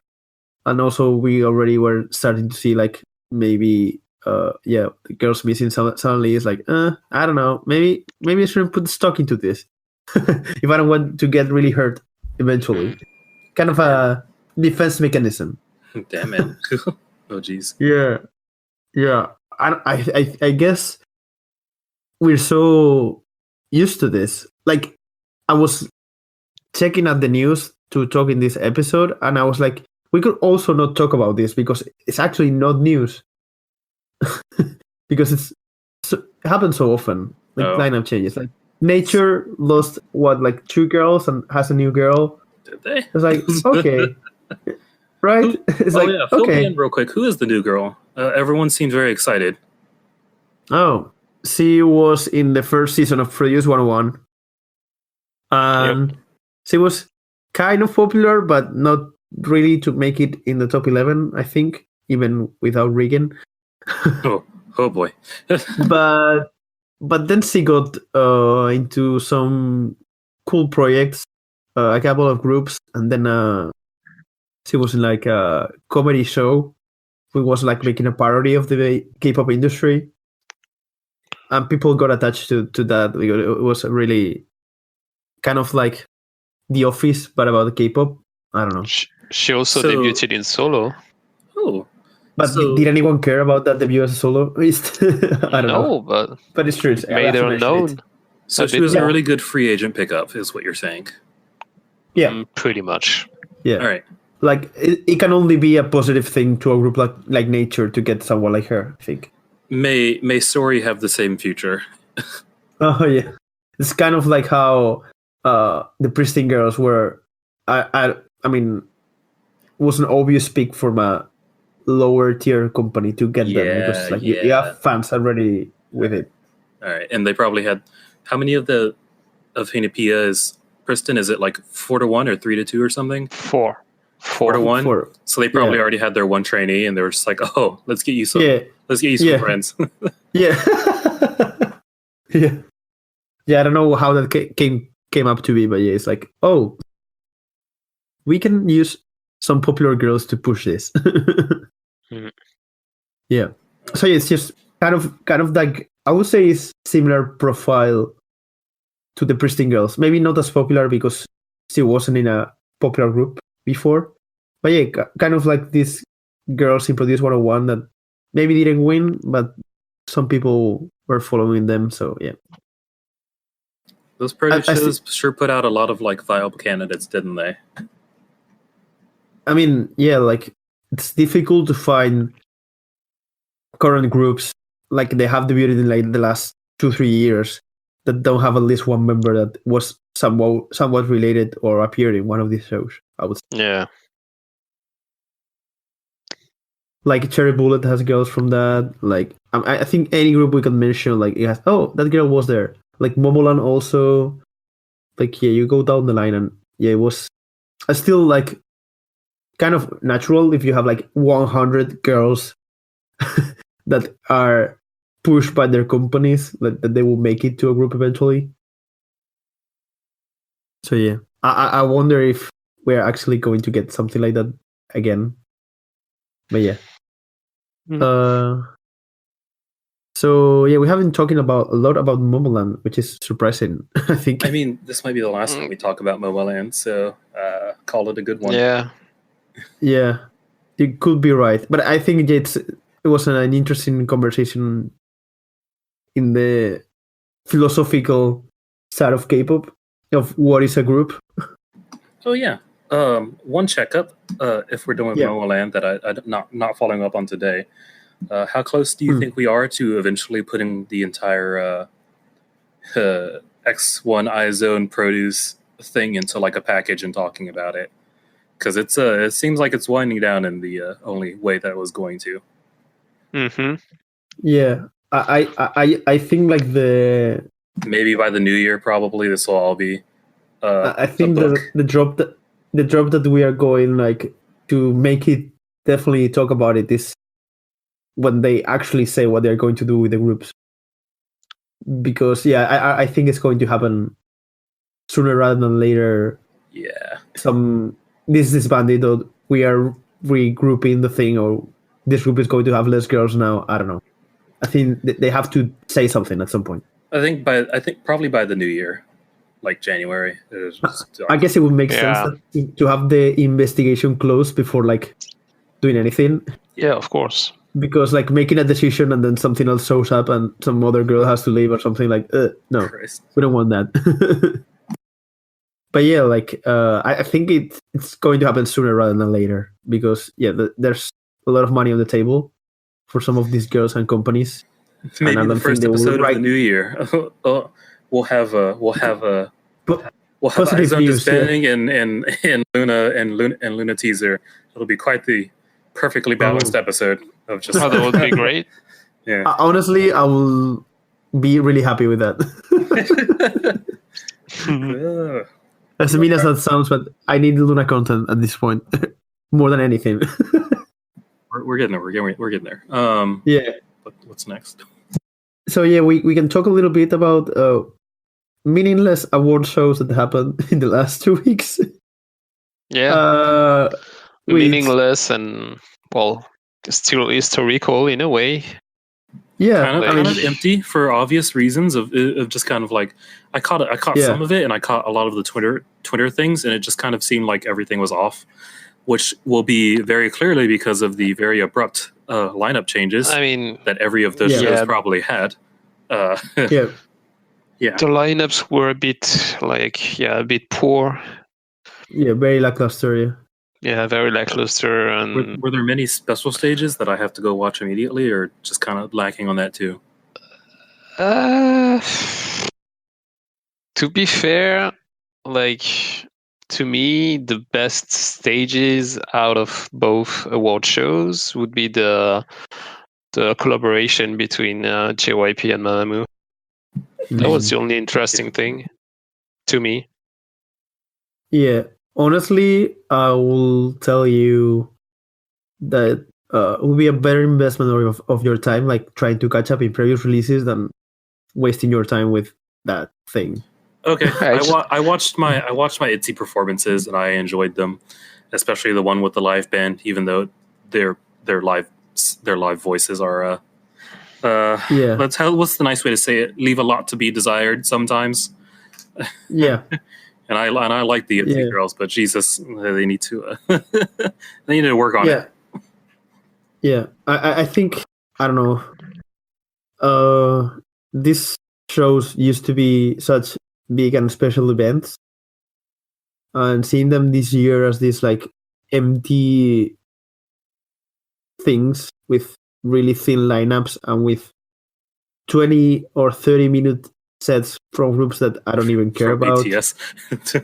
Namely, which they are good performance, and I could be entertained, but that's not why I will tune in for these shows. Probably just a natural downturn. Maybe it might have just been a poor year, but also there being no LOONA and there being straight up no iZone probably put a nice hype hamper on all of that, where it's just like, all right, I'm ready to wake up at like 4 a.m. and like watch the performances like that. That did not happen. It was just not going to. Yeah. I will say I like the maybe it might just because it might be my first year, but I really like the rookie lineups of last year compared to this year. Oh yeah. Because this year was just like, hey, ITZY showed up to all the shows, and I'm like, cool. Yeah. That's weird that we didn't have Everglow yet to show up. Yeah, well, like, what's up with that? Like, there's no Everglow performances. There's no, I thought someone would like throw Cherry Bull at a bone, just like a pity, like just out of pity or something. It's just ITZY. I'm just like, okay, that's fine, I guess. Those award shows, like, I feel like even the artists doesn't want to attend them. That's because they're sitting there for like 4 hours after they perform. Like, well. But even like, I don't know, it all feels like without tired. any meaning.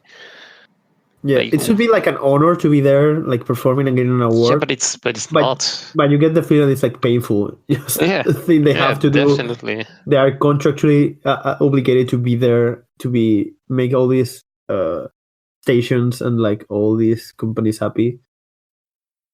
But yeah, like, I mean, still it's just the beginning of the award season. Like traditionally like the gallos at the very end of December are like the main events, like where the good stuff happens. Yeah, but those are not award shows. Yeah, but honestly, I don't care about the awards personally. Yeah, like same. they are so a waste of time. Like, we could just watch at the list and tell the winners, I mean, before anything happens, just knowing who attends. Yeah. And actually, I forgot about this, but I was planning on checking how many of our votes matter for the winners. Oh no, probably 0. Don't even. No, actually, the Twice Awards, like, it was just us. Like, it was thanks to us. Oh, yeah. Oh, can we get? What did they get? Sure. Oh. Yeah. Go ahead. What were you saying? No, I don't know. I was waiting for you to know what you were. I was just gonna do a quick rundown on how much of a like absolute disaster the AAA awards were. The Asian Artist Awards that LOONA went to were. Like, apparently that like it happened when it was going down when me and Kuki. Oh, there he is. There you went by. It went down when me and Kuki were in Korea, but there was no TV streaming at all whatsoever. The V Live app went down, and the only way you were supposed to be able to officially stream it was via their app. But even that went down. And so at one point, the only way you could watch it was through a Periscope screen of someone recording their CRT in not Taiwan, but where is it? Where was it? Vietnam. In Vietnam. That was the only official stream. That was the only way to watch it at one point in time. Really? Yes. There was a stampede. There were commercial cuts during the performance. There were people on the red carpet while other people were still performing. There was an hour-long delay in the middle of it. They just stopped everything. Oh, I remember that. It finished at 2 or 3 a.m. There's more, and I can't even remember it, but it was like one of the most glorious. It was one of the most glorious disasters I've ever had the privilege of following on Twitter. Oh wow! Think Fire Festival, but for K-pop. I don't know until what point like it's everything just things that have to be made last second.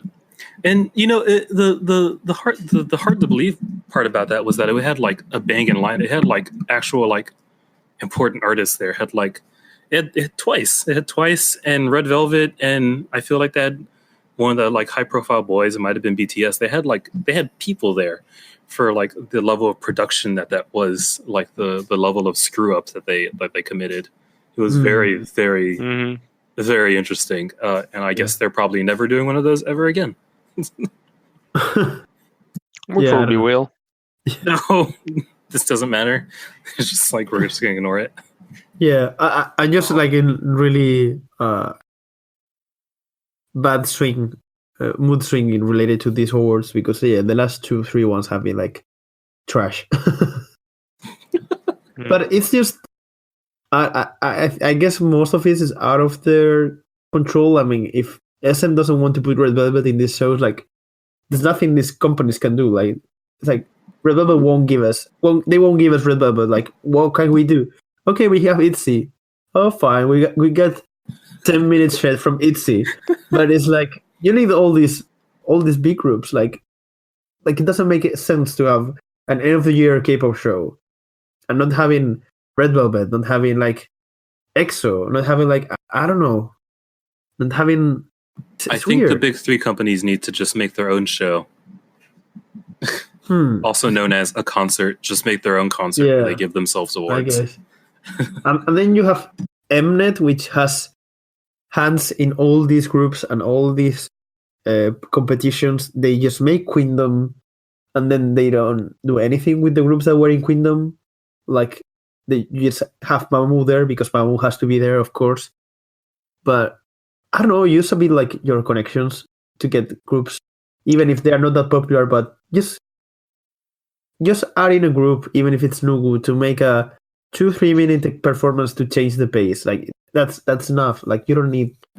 You have to. You're expecting the person they hire to do the composition of the show to be good at their job. Yeah, and that's an entire job, and clearly they're not hiring the right people to do it. Yeah, I mean, of course you need the big names, and I guess if you look at the numbers and the money that gets in, having BTS performing during half an hour is more profitable than having 10 nugus doing a little thing at the intro of the show. Yeah, but those nugus, as you said, like they are there because they're gonna receive something. What's the point of EXO, Red Velvet, and so on to come to the show if they are not gonna receive anything? I mean, I guess they're getting paid for appearing there. Like, it's just. Is it worth it though? Compared to like, I know Red Velvet was in a concert, like they were just done with La Rouge. That's true. But I don't know. BTS was there. Like it must be good. Of course, for groups. Of course, BTS was there. They knew that they were going to get 4 desangs out of it on both shows. Sure, but I mean, if EXO was there, they will get an award at least. Red Velvet was there, they will get an award. Not this year. Not this year. You think like so? it was written down that like all the songs would be BTS. That's it. And I think as long as that group is gonna be like active, they're gonna raffle everything because their fan base is just way too big. And I mean that's good for them because and it's all totally like normal. Like they topped every sales, digital, physical, everything. Yeah. So it's normal that they get every awards. Yeah. Well, we can still, the season just started. We have like the 3 gallos at least at the end of December. Yeah, that's gonna be way better. Yeah, we got one of the lineups already. Well, partially, and you see A-Pink, Oh My Girl, things like that. That is like, okay, that's more my language. Even if you're going to give them 2 minutes, like I'm happy with that. Even if it's just gonna be a song or maybe a medley of 2 songs. Yeah, perfect. Like, I'm fine with that. Like I don't see. Like, honestly, I like Changha, but I don't need to see her performing during 10 minutes, personally.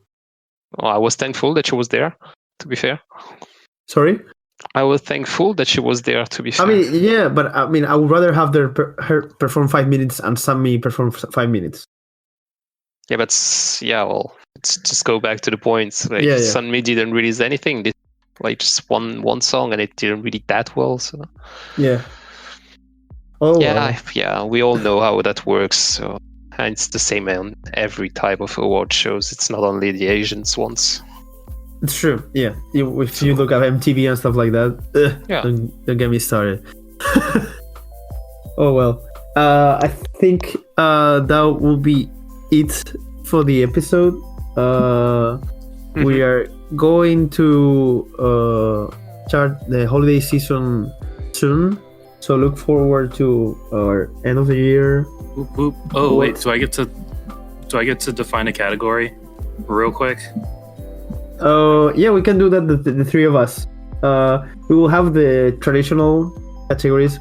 Or do I just put it in the Discord? Album of the year. No, we can leave this tease to people. I didn't think about mine, so okay. Well, we have Cool's and mine, I guess. Cool, tell us which bonus categories you're going to add to the mix. Best group outfit / single outfit. One or the other. Oh. Nice. Ooh. Yep. That's your award? Yep. Nice. I think good luck figuring that one out. It's a fun one. We'll have to do some research. Yeah. The one I'm adding to the mix will be like most pleasant surprise of the year. And that could be like anything. You can tell me about the haircut of someone, a music video, an album, some piece of news, some group disbanding, like anything that was a pleasant surprise for you. So plenty of flexibility there. I'm curious to see. You said most pleasant surprise? Yeah. Oh, I got it. Locked and loaded. Got it. Thank you. Ooh. you know what it is. Don't be surprised. Do I? Yes. I don't know. Well, we'll see. Well, so yeah, I think we'll tackle that in the next episode. Yeah. Thank you everyone for listening. See you next time. See you. Bye bye.